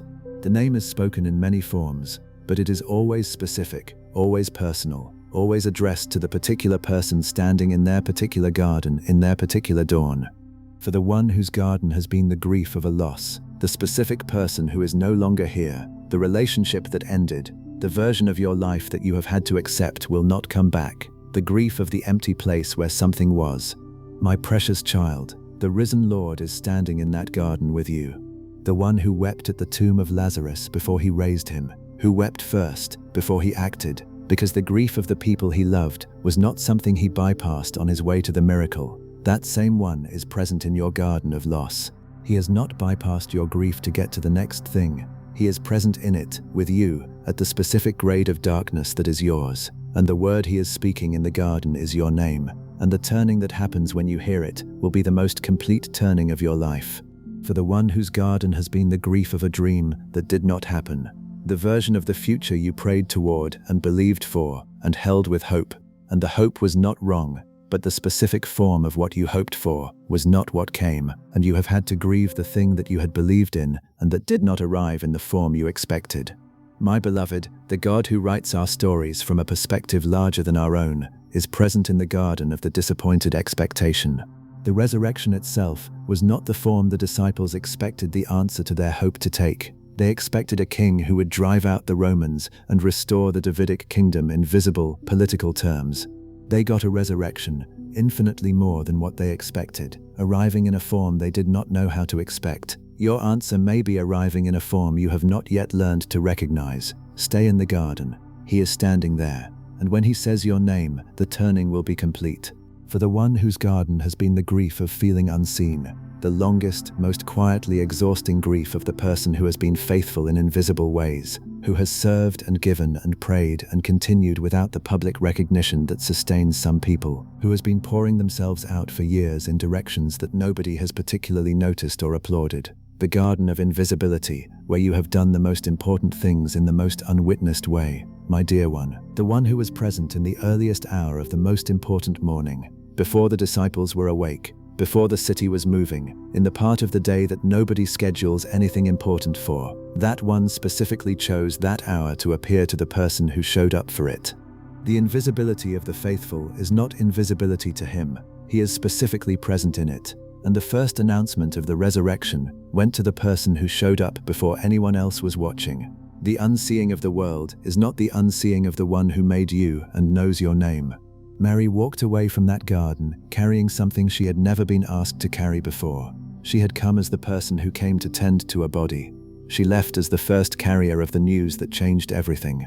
What she brought into the garden, grief, confusion, the specific aloneness of the person who stays after everyone else has gone, and what she left with, the message of the resurrection, the specific assignment from the risen Lord himself, those two things were not disconnected.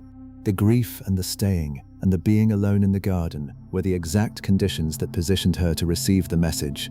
The consistency of the love that brought her to the tomb before sunrise was the specific quality that made her the right person to carry the word from the garden to the disciples. My beloved, you are being positioned right now. The garden of your grief and waiting and alone prayer is not a holding space before the real story begins. It is the specific location where the real story is already unfolding. The staying is not the prologue. The staying is the chapter that makes the next chapter possible and meaningful. And the name is being spoken in your specific garden, in your specific dawn. I want to speak now to the one whose prayer has been specifically about loneliness. The particular aloneness that exists not in the absence of people. You may be surrounded by people, but in the absence of the specific quality of being fully known and fully held by another. The loneliness that is not about the number of people in the room. The loneliness of the person who is deeply caring for others and is themselves not being cared for in the same depth. The loneliness of the person who is the strong one in every relationship and who carries the needs of others and who has no equivalent space in which their own needs are carried. The loneliness of the person who is the one everyone comes to and who has no one they can go to with the specific weight they are carrying. My precious child, Mary was the last one in the garden. Everyone else had gone. She was alone in the most definitive sense, not just without human company, but without the framework, the comfort, the explanation that makes aloneness bearable. And she was alone with a grief that was, in that moment, the largest thing she had ever carried. And then the one who knows her name was standing there, present in the loneliness, not as a human companion who would carry part of the weight, as the one who could carry all of it.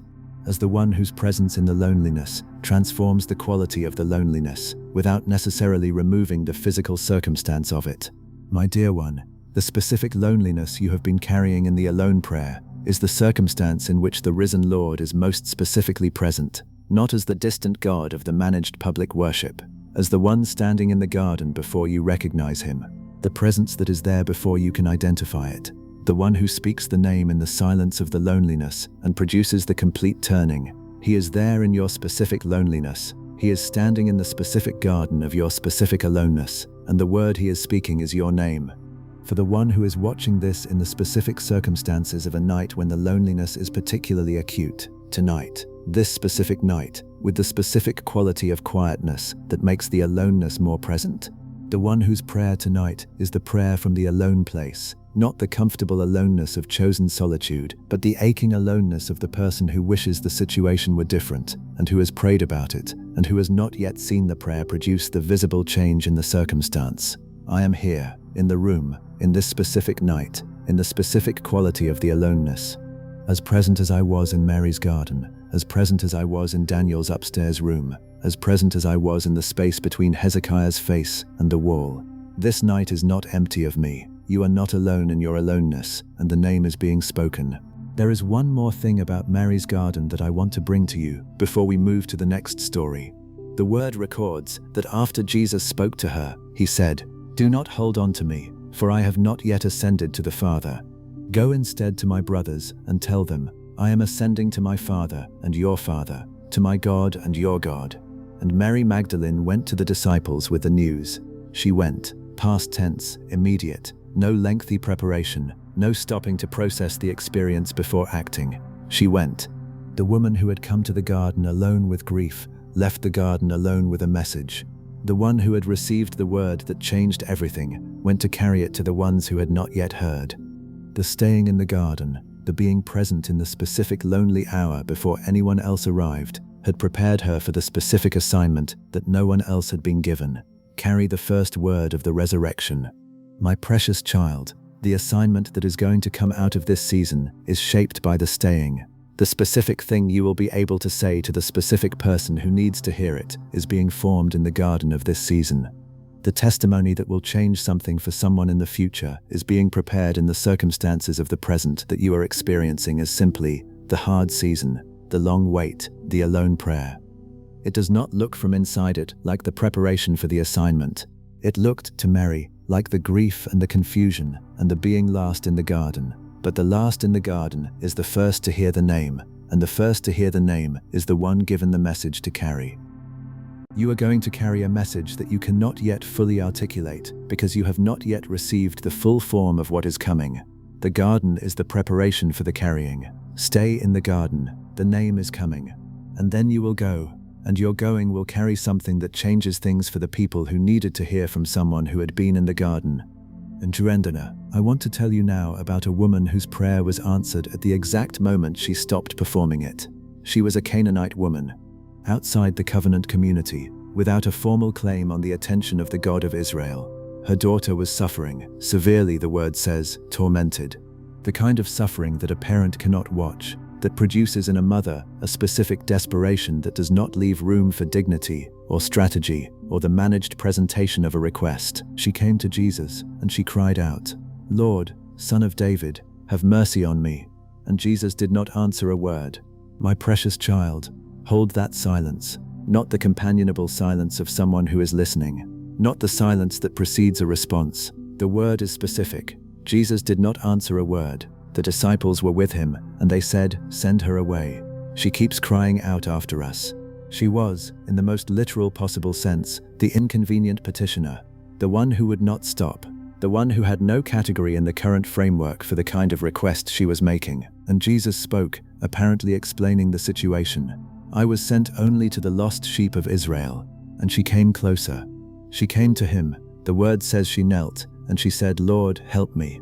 2 words. Lord, help me. The prayer stripped to its irreducible core. After the crying out, after the silence, after the apparent no, after the explanation of the limitation of scope, 2 words. Lord, help me, said from the floor, from the knees, in the most vulnerable physical posture available, without anything to recommend her or her request except the request itself and the undeniable reality of what the request was for. And then Jesus said something that sounds, to modern ears, very harsh. It is not right to take the children's bread and toss it to the dogs. In the framework of the exchange, this was the final word. This was the clear signal that the conversation had reached its limit. Anyone who heard this and walked away could not have been blamed. The framework had been established, the limitation stated, the case effectively closed. And she said, "Yes, Lord, but even the dogs eat the crumbs that fall from their master's table." Yes, Lord. She did not argue with the framework. She did not dispute the word that was used to describe her position in it. She received the framework, and within it, she found the place of faith. Even the dogs, even the position she had been assigned in the conversation. Even from there, even at that level of the hierarchy, even the overflow, the crumbs, was enough. Because what her daughter needed did not require the children's portion. It required only the crumbs that fell from the edge of the table in the course of the children's meal. Just the crumbs. Just the overflow. Just whatever falls naturally in the direction she was positioned. And then Jesus spoke, "Woman, your faith is great. Let it be done for you as you wish." And her daughter was healed from that very hour. My dear one, the faith Jesus called great was not the faith of the first cry, the one that went unanswered. It was not the faith of the persistence, the crying out after them that made the disciples uncomfortable. It was the faith of the yes, Lord, the specific act of receiving the limitation, the apparent closing of the case, the word that placed her in the most humble possible position in the hierarchy. and finding within that position a place to stand with full expectation. Yes, Lord. And even here, even from this position, even the overflow is enough. There have been silences in the season of your alone prayer, my precious child. There have been moments that looked, from every observable angle, like the final word, the framework that seemed to exclude your specific situation, the explanation that appeared to establish the limits of what was available. And the question being asked of you in those moments is the same question that was being asked of the Canaanite woman in the silence. Will you come closer, or will you move away? She came closer. She knelt. She found the position of faith within the limitation. She said, "Yes, Lord, and even from here the crumbs are enough." The great faith is not the faith that was never met with silence. It is the faith that came closer in the silence. That is the faith that receives the at that very hour response. The faith that stays in the conversation when the conversation seems to have reached its limit. Your faith has been great, my beloved. The coming back to the prayer in the silence has been the coming closer in the silence. And the at that very hour is approaching. I want to stay in this passage for a moment because there is something in the structure of this woman's prayer that tells us something important about the specific prayer you have been praying alone. She came to him as an outsider. She had no formal standing. She had no theological credentials. She had no history of relationship with this particular teacher or this particular religious tradition. What she had was a need, specific, urgent, unmanageable, and a reach toward the one she had heard could address it. That is all she came with. That was enough. My precious child, there are people who approach prayer believing that their standing before God depends on the specific conditions of their life, whether they have been faithful enough, whether they have made the right choices, whether the recent history of their decisions gives them the standing to ask for what they need. And I want to speak directly to that calculation, because it is one that the story of this woman dissolves completely. She came from outside the covenant. She came from a different tradition. She came with no family history of relationship with this God, no heritage of passed down faith, no credentials of any kind. She came only with the need and the reach, and the faith that found the crumbs from the edge of the table was the faith Jesus called great. The reaching toward God in the specific moment of need, from the specific position of having nothing to recommend you except the need itself. That reaching is the prayer that the Word calls great faith. Not the prayer prayed from a position of established standing. Not the prayer of the person who has a long track record of impeccable faithfulness. Not the prayer of the one who has all the right spiritual credentials and knows how to present their case in the most favorable possible light. The prayer of the woman who came as an outsider and said, "My daughter suffers grievously, and even the crumbs are enough." For the one who has been carrying shame alongside the prayer. The one who has brought the request to God, and then, in the same breath, listed the reasons the request is probably not going to be answered, because of what you know about your own recent choices, your own failures, the specific ways you have not been who you wanted to be in this season. I want you to hear this directly. The Canaanite woman did not come with her credentials, she came with her need. And when the conversation had apparently closed, when the most unfavorable possible words had been spoken over her situation, she found the position within the limitation and said, "Yes, Lord, and even from here the crumbs are enough." The shame and the inadequacy are not the disqualifying factors you think they are. They may be the specific conditions of the great faith. The person who comes with nothing to recommend them except the need is the person Jesus identifies as the model of great faith. The silence in the Canaanite woman's story lasted long enough for the disciples to become uncomfortable. They could see it was awkward. They wanted it to end. "Send her away," they said, not out of cruelty necessarily, but out of the discomfort of witnessing someone's persistent asking in the face of apparent non-response. There is something in that detail that I want you to hear. The persistence of the alone prayer, the continuing to bring the same request back to the same God in the same direction over and over through a long season. That persistence makes some people uncomfortable. They want to encourage you to let go, to accept the silence as the answer, to stop expecting, to move on. Their discomfort with your persistence is not wisdom about your prayer, it is their discomfort. The disciples' "send her away" was not the perspective of the one she was addressing. It was the perspective of the people around her who had not yet understood that the silence was not a refusal.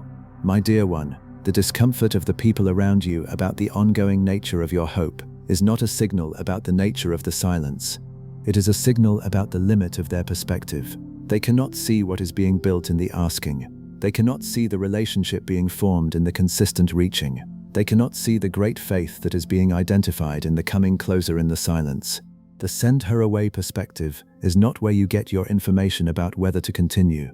You get it from the one you are addressing, and the one you are addressing is calling the coming closer great faith. I want to tell you what happened at the moment of the answer. The word says, at that moment her daughter was healed. Not, over the following days there was a gradual improvement. Not, eventually things worked out. At that moment. The at that moment is the characteristic timing of the answer to the prayer that has come closer in the silence.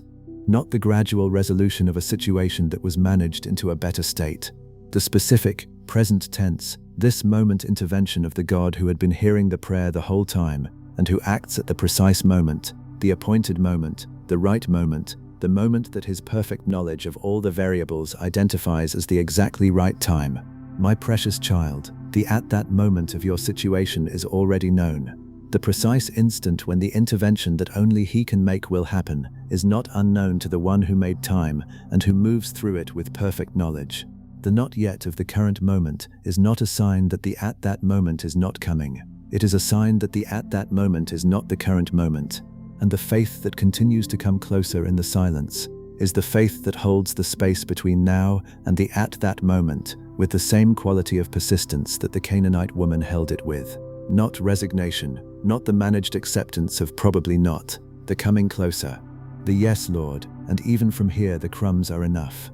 The daughter healed at that moment. The daughter who was not present in the conversation, who was in the house, who did not know what was being said on her behalf by the mother who had come with nothing to recommend her except the need. The daughter was healed because the mother came closer in the silence. The intercession that happens in secret on behalf of someone who is not present and does not know the specific prayer being prayed for them reaches. The mother did not need the daughter to be there for the prayer to reach her. She carried the need and the reach in herself, and what she brought was sufficient for what was needed. The absent, unaware, suffering person was reached by the prayer of the person who came and came closer even in the silence.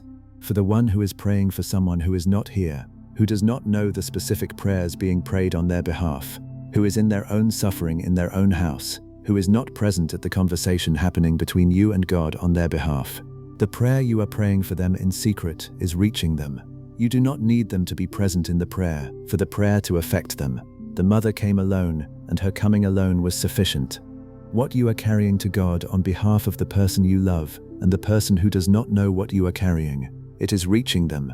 The at that moment for them is already known, and the coming closer in the silence on their behalf is the great faith. My beloved, the faith the word calls great in this story was not a feeling, it was a position. The position of the person who received every possible signal that the answer was not coming, the initial silence, the apparent statement of limited scope, the most unflattering possible word, and found, within those conditions, the specific place to stand with full expectation. Yes, Lord. And even from here, even from this specific, unfavorable, outside the scope position, even from the place where the crumbs are the most I can reach from, even from here, the crumbs are enough. Because the crumbs from the table of the one who multiplied 5 loaves and 2 fish into enough to feed 5,000 men plus women and children, those crumbs are not small. The overflow of the table of the God of abundance is more than sufficient for the greatest need. Your situation is within reach of the crumbs, not because your situation is small, because the table is large enough that even the overflow is sufficient for what you need. The yes, Lord, and even from here is not a diminished prayer. It is the prayer of great faith.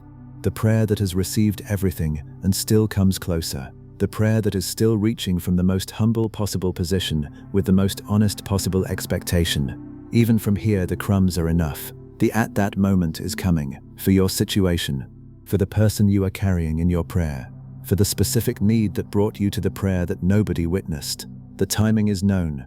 The faith that has been coming closer in the silence has been identified as great. And the word of the one who speaks to the great faith is, let it be done for you as you wish, at that moment.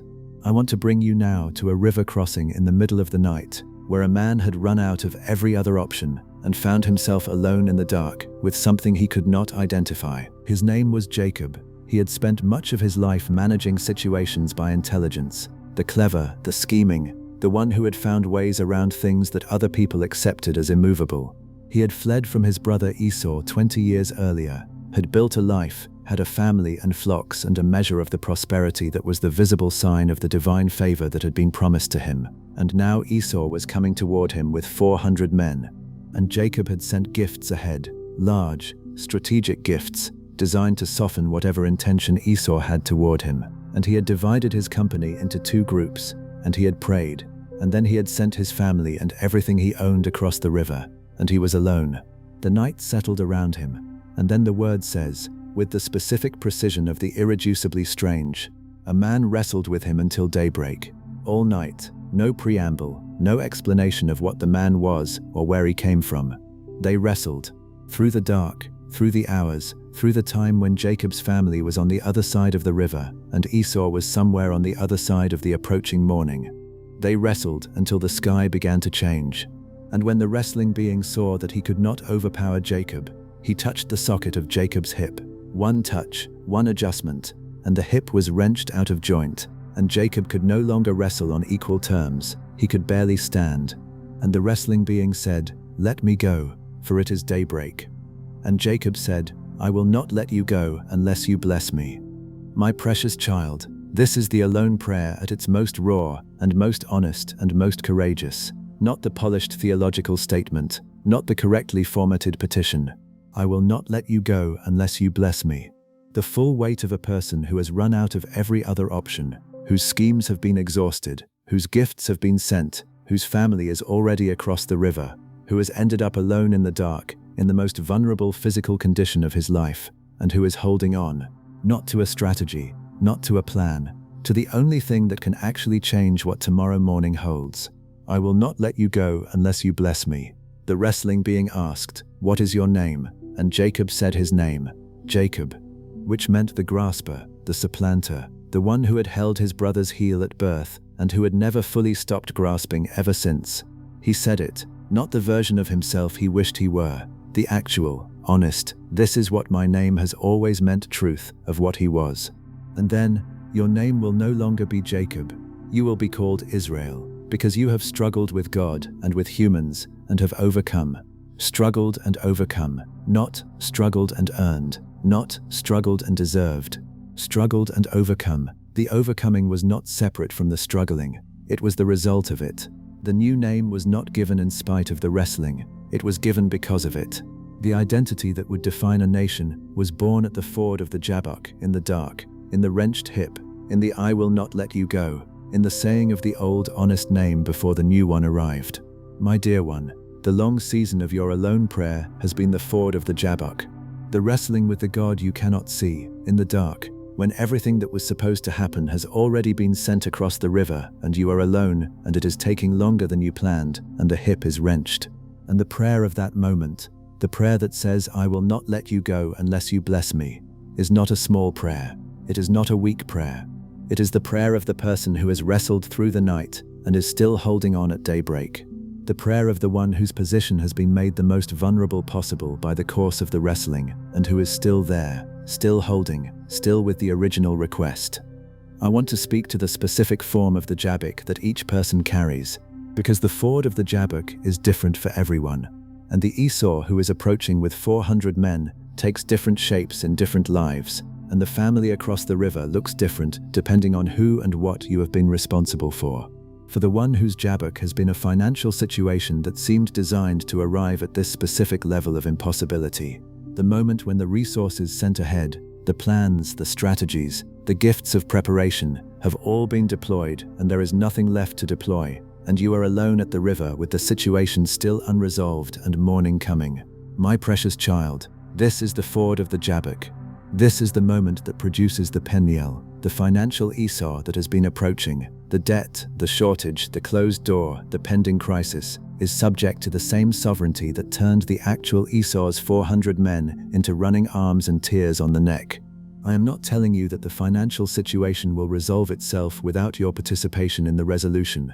I am telling you that the God who is able to do exceeding abundantly above all you ask or think is working in the dimensions of your financial situation that are entirely outside your reach. The people being positioned to open the unexpected door. The resource being directed from the unexpected source, the turn in the circumstance that has no natural explanation. This is the level of engagement that the alone prayer about an impossible financial situation can produce, because the one receiving that prayer is not constrained by the limits of the natural system the problem exists within. For the one whose Jabbok has been a situation involving other people, a conflict, a broken trust, a relationship that has reached the point where natural repair seems beyond what's available, a circumstance that involves someone who holds something over you or someone you love.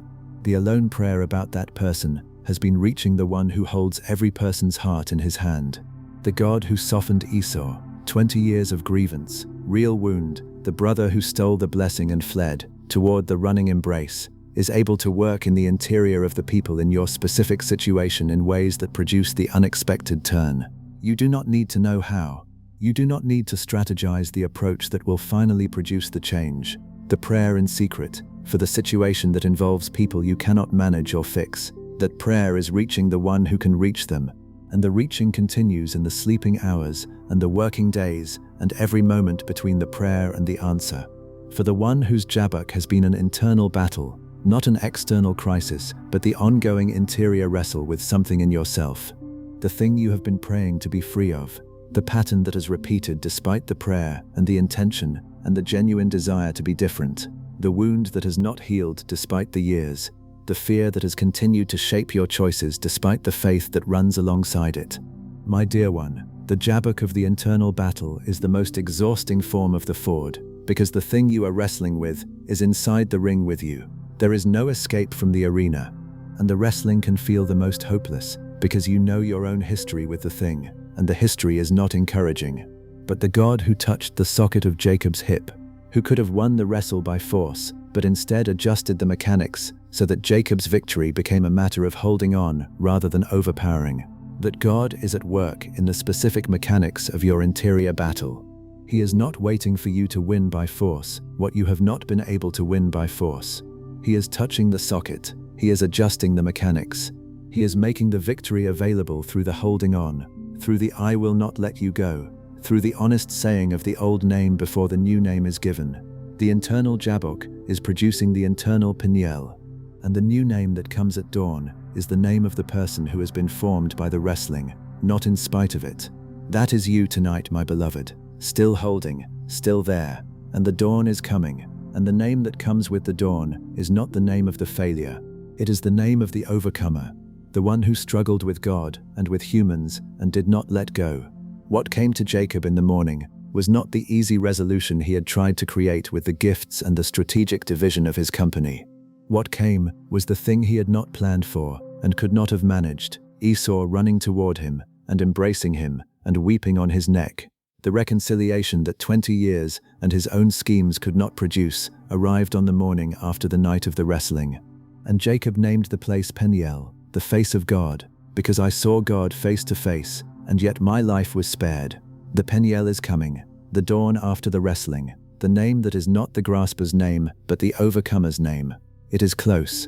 I want to sit with you in the Jabbok for a little while before we move toward the rest, because there is something in the physiology of Jacob's wrestling that speaks to something you may be feeling right now. The wrenched hip, the touch that changed the mechanics of the fight, not ended the fight, not defeated the fighter, but changed the physical reality of the one doing the wrestling, so that the holding on was no longer a matter of equal strength. Jacob could no longer overpower, he could only hold, and he held, with a wrenched hip, in the dark, until daybreak. My precious child, there is a form of the prayer journey that feels exactly like the wrenched hip. It is the moment when the way you have been doing this shifts, when the way of engaging that worked in the early part of the season no longer works, when the approach that felt productive begins to feel strained, when the strength you have been bringing to the wrestle is no longer adequate to the current form of the wrestle. And it is not the end of the wrestle, it is the adjustment. It is the change in the mechanics that moves you from overpowering to holding, and the holding with the wrenched hip in the dark until daybreak. That is the prayer the scripture records as the night that produced Israel. For the one who has been praying from a position of exhaustion, the one for whom the prayer is no longer the energized, I believe completely, nothing can shake me kind of prayer that characterized the beginning of the season, who has been praying with whatever remains, the depleted, the tired, the I don't even know what to say anymore, reaching in the direction of the one who receives it. The wrenched hip, the holding on because letting go is the only alternative, and letting go is not an option. I want you to know, the depleted prayer is not a lesser prayer. The holding on with the wrenched hip prayer is the prayer that receives the new name. The God who wrestled with Jacob through the dark was not looking for impressive. He was looking for the quality of the person who does not let go. And that quality is not dependent on the energy level of the grip. It is the choosing not to let go, even depleted, even exhausted, even with the hip wrenched and the night extended far past what was planned. There is something about the naming of the place that I want to bring forward too. Jacob named it Peniel, which in Hebrew means face of God. I have seen God face to face, he said, and yet my life was spared. The encounter in the dark, the wrestling through the night, the wrenched hip, and the I will not let you go, all of this produced a face-to-face encounter with God. Not a distant awareness of God, not a theological understanding of God, the face of God, close enough to be face-to-face with. The intimacy of the encounter was produced by the desperation of the circumstance. The closest he ever came to the face of God was in the most desperate night of his life, alone at a river crossing with everything he owned already across the water, and his brother coming with 400 men. My beloved, the most desperate season of your prayer has been the season of the closest encounter. I know this is difficult to receive, because from inside the desperate season, the feeling is often one of distance rather than closeness, of silence rather than presence, of the God who seems harder to reach than at any previous time. But the Word shows us again and again that the most intense and most honest prayer, the prayer that happens in the most desperate circumstances, with the most complete absence of anything to manage or perform, that prayer is the one that produces the Peniel, the face of God, close, closer than in any comfortable season. The desperation removes the distance that comfort sometimes creates. The alone prayer, in the specific circumstances that brought you to it, has been the approach toward the Peniel. Every night of the desperate, wrenched hip, I will not let you go prayer has been a movement toward the face-to-face encounter. And the testimony you will carry out of this season, the testimony that your specific Peniel produces, will be the same testimony Jacob carried. I saw God face to face, and yet I was not destroyed, and I was given a new name. And the thing I feared most, the Esau who was coming with 400 men, met me instead with running arms and tears on the neck. For the one whose Esau is a situation that has seemed to be approaching you with everything aligned against you, the thing you have been dreading, the outcome you have been praying against, the confrontation you have been trying to prepare for but cannot fully prepare for. My dear one, what the Word records is that the Esau who arrived in the morning after the wrestling night was not the Esau Jacob had been afraid of. The running, the embracing, the weeping, none of this was what Jacob had planned for. He had sent gifts in advance, he had divided his company. He had strategized for the threat, and the threat did not come. What came was the thing that no strategy could have produced, the reconciliation of 20 years, the opening of the thing that had been closed, in the morning after the wrestling night. I am not saying that your difficult circumstance will resolve as easily as Esau's running embrace. I am saying that the God who is able to turn Esau is able to do above what you ask or think in your specific situation. The thing you are afraid of and have been praying about, the God who reversed Isaiah's word before he was out of the building, who sent the angel into the lion's den before Daniel arrived, who spoke Mary's name in the garden before she knew he was there, who healed the daughter in the house at the very moment the mother found the position of great faith, that God is at work in your specific Esau situation, not managing it toward the best available outcome within the natural constraints of the system, actually at work, able to do things in your situation that the natural constraints of the system would say are impossible. What came to Jacob in the morning was not the best natural outcome of the situation he was in. It was the supernatural turn that his scheming and his strategy and his gifts could not have produced. The night of wrestling did what 20 years of scheming could not do. The face-to-wall prayer, the 3 times a day faithfulness, the staying in the garden weeping, the yes, Lord, even from here. These prayers do not produce the best natural outcome. They produce the Esau running with open arms when you braced for the 400 men. My precious child, you have been praying from the right position. The alone prayer, the private prayer, the desperate prayer, the depleted prayer, the wrenched hip holding on prayer, all of it in the right direction, heard by the right one, received with the right quality of attention. And the morning that follows this long wrestling night is carrying something in it that you have not been able to see clearly from inside the night. The morning carries your new name. The morning carries the running of what you thought was coming against you. The morning carries the Peniel, the face of God, close, personal, speaking directly to the person who held on through the dark. The people in your life who have not understood why you are still holding on, who have encouraged you to let go, to accept, to stop expecting, to move on. They have not been to the Jabbok. They do not know what the ford of the Jabbok night produces. The night you are in is producing something they cannot see from where they stand. The holding on is the right thing. The I will not let you go is the right prayer. The dawn is the right expectation. And then Jacob lifted his eyes and looked, and there was Esau coming. And Esau ran to meet him, and embraced him, and fell on his neck, and kissed him, and they wept. The morning after the wrestling night carries the tears of reconciliation and reunion. Not the tears of the bitter prayer, the tears of the Peniel, the tears of the person who has seen the face of God face to face and has lived, and who has watched the 400 men approaching become the running embrace. That morning is closer to this night than to any previous night of the season. Hold on a little longer. The dawn is nearly here. The night is moving now toward rest, and I want to take you slowly into the sleeping, not the sleep of someone who gave up, but the sleep of the one who wrestled and held on, and is releasing the night into the hands of the one who promised to keep what was entrusted to him. Before your body settles, I want to speak a moment about what happens in the sleeping hours for the person who has been praying alone. Because the sleeping is not the end of the working. The God who received the alone prayer does not stop working when you stop praying. The hours between the laying down and the waking are some of the most active hours in the hidden dimension of what he is doing.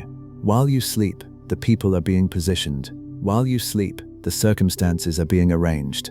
While you sleep, the doors that have been locked from the outside are being unlocked from the inside by hands you cannot see and would not be aware of if you stayed awake all night trying to monitor the process. Some things can only happen in the sleeping, the formation, the integration, the movement in places that the conscious, managing human mind actually interferes with when it insists on staying awake to supervise. The scripture speaks this simply. He grants sleep to those he loves. Grants it as a specific provision of the one who loves, not the exhausted collapse into unconsciousness of a person who ran out of energy. The grant, the gift given by the giver who loves. The sleep that is safe because the watcher does not sleep. The rest that is possible because the work continues without requiring your participation. This sleeping tonight is not giving up. It is the specific act of trust that says, I have said what I have to say. I have held on through the dark. I have brought you everything I have. And now I trust you with what happens next. My precious child, come with me into the breath. The most immediate path from the thinking mind to the present moment, where I am. Breathe in now, all the way from the bottom, filling the belly first, then the chest, then the very top of the lungs. Full, all the way in. Feel the body completely held for the moment of the full breath. This breath is in his hand, the one who holds the life of every creature and the breath of all mankind. This specific breath, the one you are holding right now, is given, and breathe out, slowly. From the top down, let everything that does not belong in the sleeping leave on this exhale. The tension that has been living in the shoulders, the tightness behind the eyes, the familiar pressure in the chest that has been there for so long you may have forgotten it has not always been there. All of it, out. Again, breathe in, and as the air comes in, receive this. The prayer was heard before you finished speaking it. The face-to-the-wall prayer reached the God who sent the counter-word before the prophet left the building. And breathe out, release, the need to keep holding the prayer in place by attention. You do not need to stay awake to keep it alive. It is held by the one who received it, who does not sleep. One more time. Breathe in. I will not let you go unless you bless me. The holding on is still real. The wrestling has been real, and the dawn is coming. And breathe out. Everything that belongs to the night, the exhaustion, the uncertainty, the weight of what is still unresolved. Let it go completely on this breath into the hands that can hold it. Now let your body settle all the way down. Completely. Let the surface beneath you receive every pound of your weight without your help. Feel your feet. Still. They walked every mile of this season of the prayer. They can rest. Feel your legs, heavy, releasing. Feel the base of your spine and the hips. Let them sink into the everlasting arms that are underneath. Breathe into your lower back, and on the exhale, let the muscles there soften. The long season tension that has made its home there. It can release tonight. Let it. Feel your belly, soft, rising and falling with the breath. The fear that has lived there, the prayer tension, the uncertain waiting, it can go. The peace that passes understanding is available right here. Feel your chest, the place where the hope lives, where the grief of the long prayer has made its residence. Open the chest with the breath. Let it be wide and soft and receiving. The hope is safe in His hands. You do not need to guard it while you sleep. Feel your shoulders. Let them fall, further than usual, all the way released. The carrying posture, the slightly braced posture of someone who has been managing something heavy. Let it completely go. Nothing to carry in this moment. Everything you have been carrying is in better hands tonight than yours. Feel your arms, unclenched, open, at rest. Feel your neck, long and soft. Let the head be completely heavy on whatever supports it. Feel your face, the jaw releasing, falling slightly open, the muscles around the eyes going completely soft, the brow completely smooth. The face of someone who is being held, who is safe, who has wrestled through the dark and is now, finally, resting. The shepherd says this over you tonight. He who watches over you will not slumber. He who keeps you will neither slumber nor sleep. Your coming and going, including this sleeping, including this waking that is coming. He watches over both now and forevermore. You are not unguarded in the sleeping. You are the most tended you have been all day, my precious child. Let me take you into the rest slowly, not in a hurry. The night has no appointments. The sleep will come in its own time, and it will be deep and it will be given, the specific gift of the one who loves. But first, let me be present with you in these quiet minutes before the sleep arrives, just here, just the two of us. The way it was in the closed room of the prayer you prayed alone. Except that this time you know the room is not empty. I want you to let the weight of the day go fully now, not gradually, not piece by piece over the next 2 hours as your body slowly accepts the possibility of rest, fully, all at once. Everything you are still trying to hold together in the back of your mind, the situation that has no resolution yet, the conversation that needs to happen, the decision that is still pending, the person you are still worried about, the circumstance that you cannot control. I want you to imagine yourself setting all of that down, right here, right now, on the floor of this night, not throwing it away, not giving up on it, setting it down into the hands that can hold it through the night without effort, without strain, without the particular quality of exhausted vigilance that your mind has been maintaining. You do not need to hold it while you sleep. It will be held for you. Breathe in one more time, deep, all the way to the bottom of the lungs, and on this exhale, set it all down, everything, into His hands.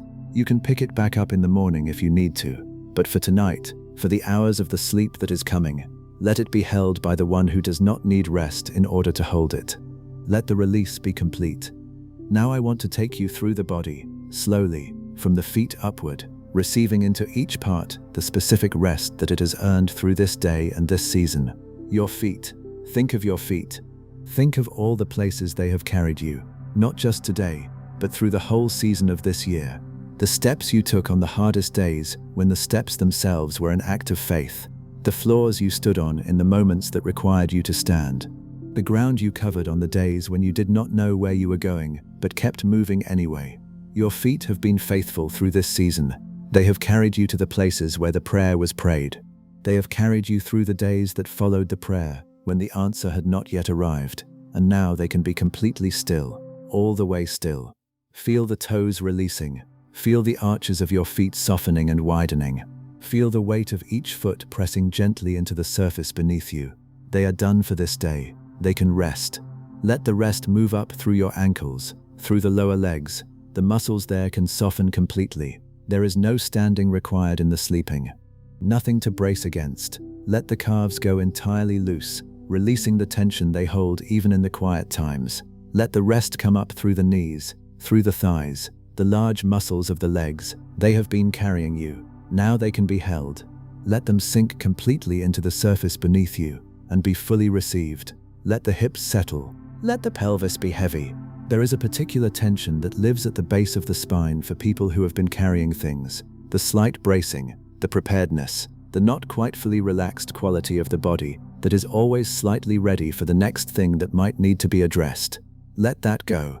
Let the hips fall completely to the side or lie completely flat, whatever is natural for your body in the sleeping, and let the base of the spine sink. The everlasting arms are underneath you. The psalmist was not speaking metaphorically. The one who holds up the mountains holds you right now. You do not need to hold yourself up. You are held. Breathe into the lower back. This is where so much of the season's weight has lived. The pressure of the unresolved, the ache of the long-prayed petition, the physical storage of the emotional carrying. It lives in the lower back for many people. Breathe into it, and on the exhale, let the muscles there soften, more than usual, more than they ordinarily allow themselves to soften. They can afford to release fully tonight, because the thing they have been bracing against is in better hands than theirs right now. Breathe in, and as the breath expands the lower back, notice where the tightness is, and breathe out and let it release, all the way out. Let the lower back be soft and wide and fully resting. Feel your abdomen. The breath moves it gently, rising on the in-breath, falling on the out-breath. The fear that has lived in the belly, the low-grade, persistent anxiety of the person who is waiting for something, who is holding something in uncertainty. It can leave this space now. Every exhale carries it out. Every in-breath fills the space with the peace that passes understanding, the specific, inexplicable peace of the person who has released what they are carrying into the hands that can hold it. The abdomen soft, the breath moving gently through it. Nothing to protect, nothing to brace, nothing to hold. Just the gentle rhythm of the body being breathed by the one who breathed life into the first human form, and who breathes you even now. Let the rest move up through the chest. The chest is where the hope lives. The hope you have been carrying for the answered prayer, for the resolution of the long season, for the thing that has not yet come, but that you have not stopped believing is coming. It lives in the chest, and the chest has been working hard to hold that hope through the difficult days when the conditions argued against it. Let the chest be wide and soft now. Let the hope rest. You do not need to hold it tightly to keep it alive. The hope that is placed in the God who made the promise that undergirds it is safe. It will not evaporate in the sleeping. It will be there in the morning, and the morning will be one day closer to the moment of its fulfillment. Let the chest open and soften. Let the breath move through it gently. In and out. The hope is safe. Feel your heart, not in the emotional sense, but the physical presence of it, the beating, the steady, unasked-for faithfulness of the heart that has beaten through this entire season without being asked to continue, without requiring conscious maintenance, without taking a single night off from the work of keeping you alive. The heart knows how to continue its work while you sleep. It will not need your supervision. Let it beat in the steady rhythm that it knows, held in the body that is itself held in the arms of the one who made it. You do not need to be awake for the heart to continue its faithful work. Let it. Let the rest come up through the shoulders, down the arms, through the elbows and the forearms and the wrists and into the hands. Let the hands be open, unclenched. The open hand is the posture of receiving. And you are a person who has been in a season of learning to receive what has been withheld and to wait for what is coming. Let the hands be open in the sleeping, the palms turned upward or resting lightly, open. The posture of the one who has set down what they were holding and is waiting for what is coming to be placed into the waiting hands. Feel your neck, long and soft. The neck carries the weight of the head, the thinking, the worry, the processing, all of it balanced on the neck through the waking hours. In the sleeping, the head can be completely heavy on whatever supports it. The neck can be completely released. Feel the muscles at the back of the neck letting go, long, soft, resting. Feel your face. This is where so much of the season's emotion has lived. In the jaw that is clenched, in the eyes that have narrowed against difficulty, in the brow that is furrowed in concern. Let the jaw fall slightly open, not wide, just the natural, relaxed release of the jaw that is not working. Feel the muscles along the jawline soften.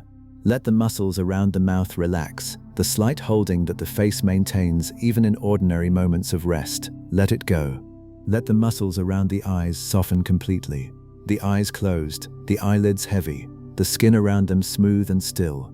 Feel the forehead. This is where the worry writes itself most visibly. Let the forehead be completely smooth, wide and still, and completely released, the brow unfolded, the face of the one who is held, the top of the head. Let even the scalp soften. Feel the crown of the head, the place where the blessing rests when the blessing is spoken. Receive it there now. The Lord bless you and keep you. The Lord make his face shine on you and be gracious to you. The Lord turn his face toward you and give you peace. Let it settle into the crown of the head and move downward through the whole of the body that you have just taken through the full release, from the crown to the soles of the feet, blessed, kept, shone upon, graced, faced, given peace.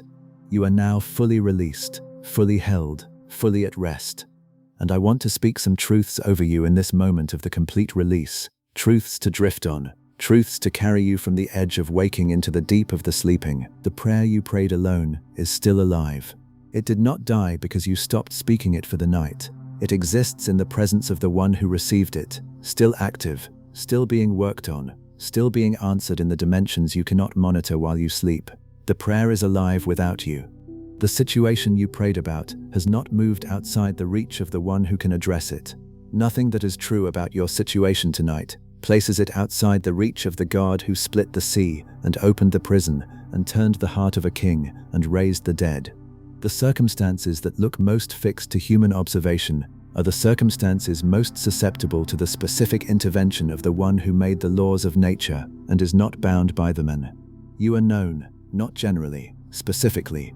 The particular contours of who you are, the history that formed you, the things you love, the fears that have followed you, the gifts you carry, the wounds that have not completely healed, the hopes that are most dear to you, all of it known, not by a God who manages information about a large number of people, by the one who knows you the way a shepherd knows the one specific sheep, by voice, by gait, by the particular quality of this particular life, specifically known. Tonight, you are not alone in what you are carrying.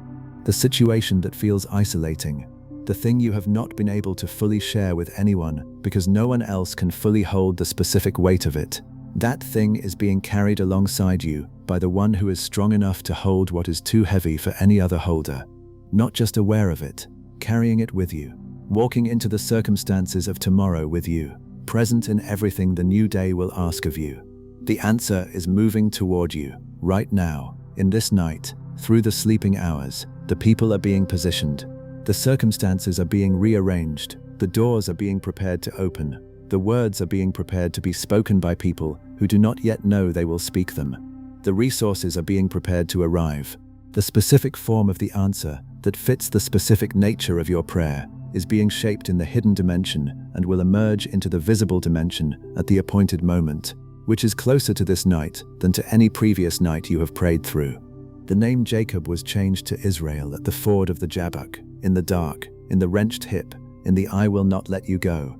And the new name was not given in spite of the wrestling, it was given because of it. The overcoming was the result of the struggle, and the identity that would define a nation for thousands of years was established in one night, alone, at a river crossing, in the most desperate prayer of a complicated person who had spent his whole life trying to manage what only the divine can actually address. The identity that defines your next season is being established right now, in the wrestling, in the holding on, in the alone prayer, in the this is what my name has always meant honesty of the prayer prayed in the dark with nothing to perform for. And the new name is coming with the dawn. Let these truths carry you deeper into the rest. I want to speak over you now the specific things that are true about you tonight, things that are true regardless of the circumstances, regardless of what has been answered and what has not yet been answered, regardless of the length of the season and the weight of what you have been carrying. These things are true about you right now, in this moment, in this room, on this night. You are loved with an everlasting love, not the human form of love that depends on performance and fades in the face of failure. The everlasting love, the love that was before you were formed and will continue beyond anything you can currently comprehend, and is not altered by the good days, or the hard days, or the faithful days, or the failing days. You are loved with the love that chose you before you had the chance to do anything to earn it, or anything to disqualify yourself from it. Loved, specifically, you, tonight. You are held, not loosely, not in the way that the holding could be dropped if the one holding you became distracted, or tired, or lost interest. Held the way the shepherd holds the one sheep that was lost and is found, pressed close, carried on the shoulders, brought home with the specific quality of care that the found one receives after the seeking was completed. You are that specific to the one who holds you. Held with the grip that nothing in the universe can loosen. You are known, the full knowing, not the public version of you, not the version you have curated for other people, not the version you are most comfortable presenting. The complete knowing of the person you actually are, the history that formed you, the fears you carry, the loves that are most dear to you, the wounds that have not completed their healing, the gifts you have not yet fully found the space to use, the desires of the heart that you have barely named even to yourself. All of it known, specifically known. Known the way the one who made you would know you, which is to say, known in a way that no other person is capable of knowing you, because no other person has access to the inside of what you are at the level he does. You are known, tonight, completely. You are not forgotten.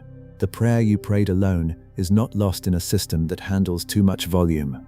The name you have been calling on, God, Lord, Father, Jesus, whatever name you have used in the alone prayer, that name belongs to the one who has been actively aware of your specific situation and has not forgotten a single detail of what you have brought to him. Not approximately remembered, actively, specifically, currently holding in mind. You are not one of many who have been waiting long enough that the specific details of the wait have blurred. You are the face on the mantle, the name in the book that is always open before him, not forgotten, tonight. You are not alone, in the sleeping, in the night, in the darkness, in whatever specific form of alone this hour carries for you. Not alone. The presence that was in the room when you prayed the alone prayer is in the room right now. The presence that was in Hezekiah's room when he turned his face to the wall, that was in Daniel's upstairs room through the decades of the 3 times a day, that was in Mary's garden in the earliest hour of the resurrection morning, that was at the ford of the Jabbok through the entire dark night of the wrestling. That presence is here, in this room, in this specific night, in the specific quality of alone that you are in right now.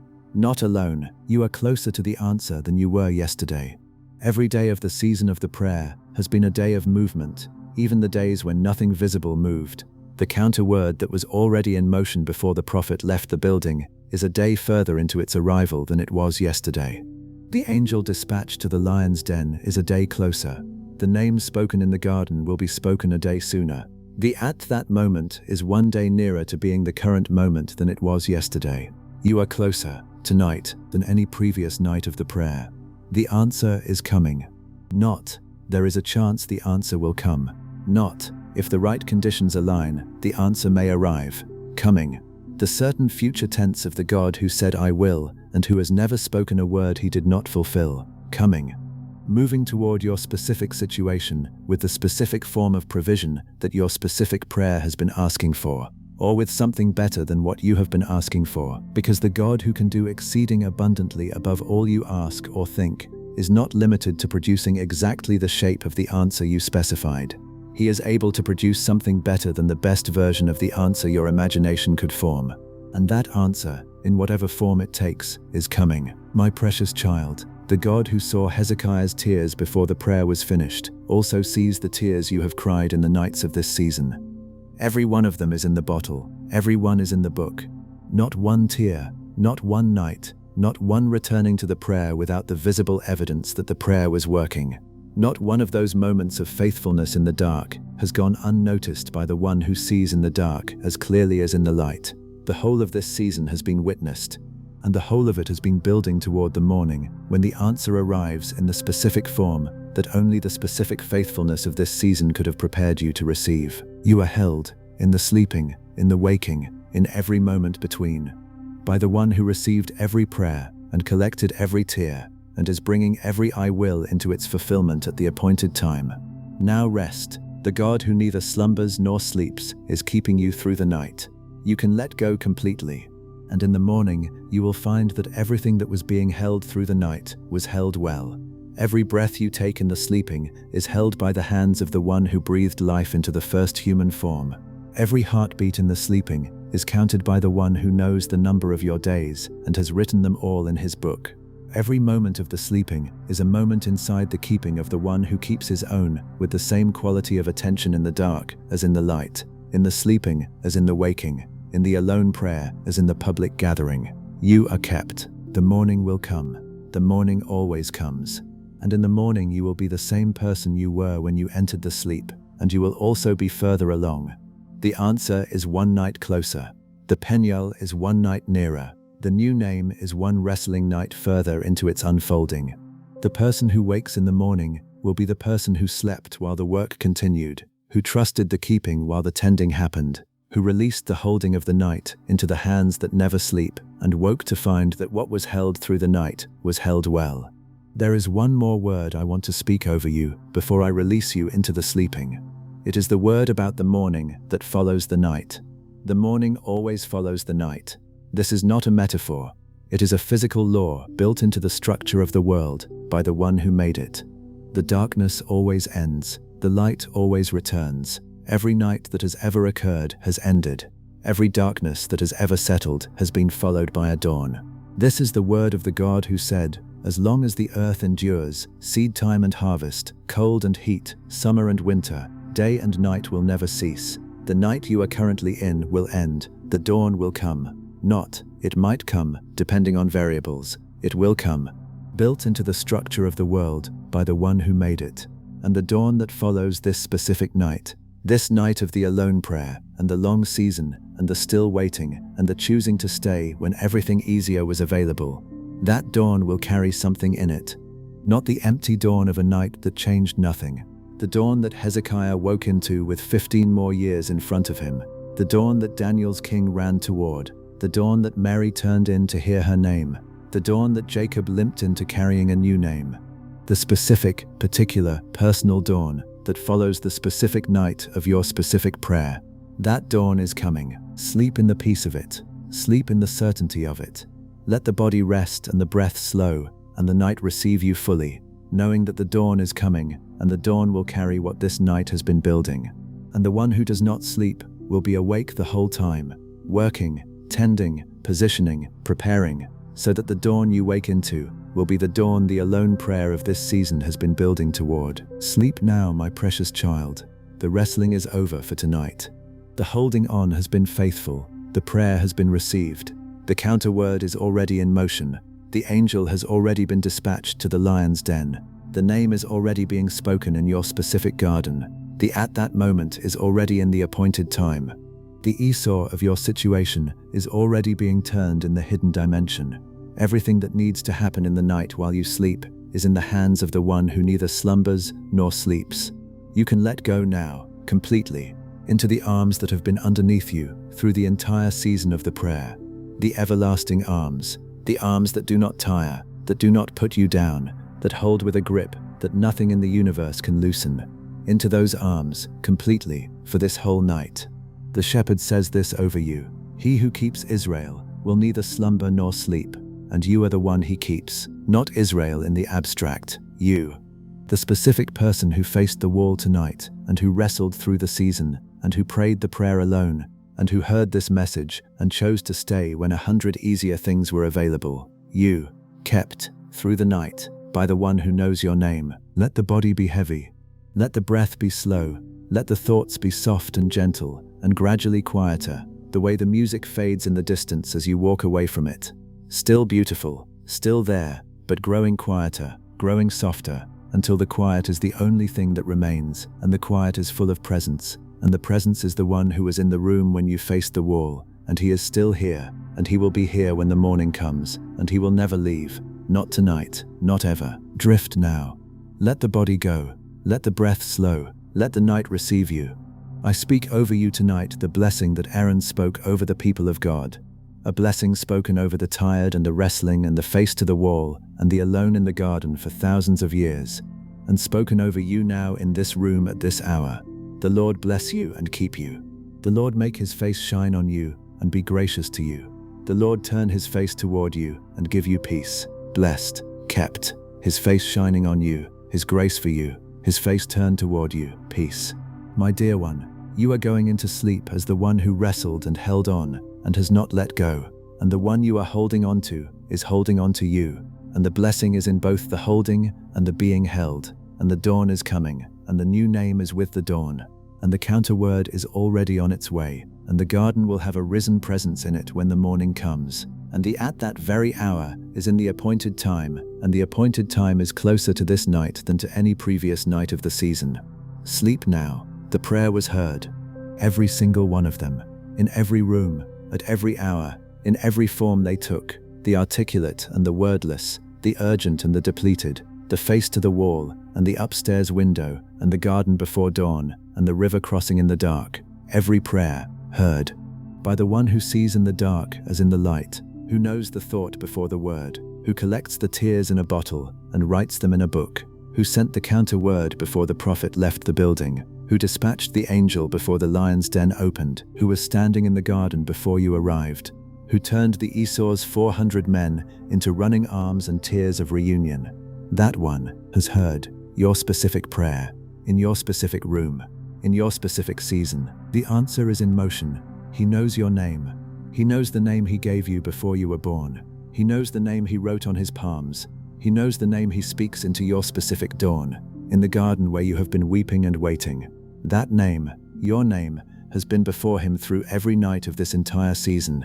Not one moment of it has passed without the full weight of his knowing being on you. And the name is being spoken, and the turning is coming, and the answer is in motion, and the morning will bring the dawn that the night of this prayer has been building toward. Good night.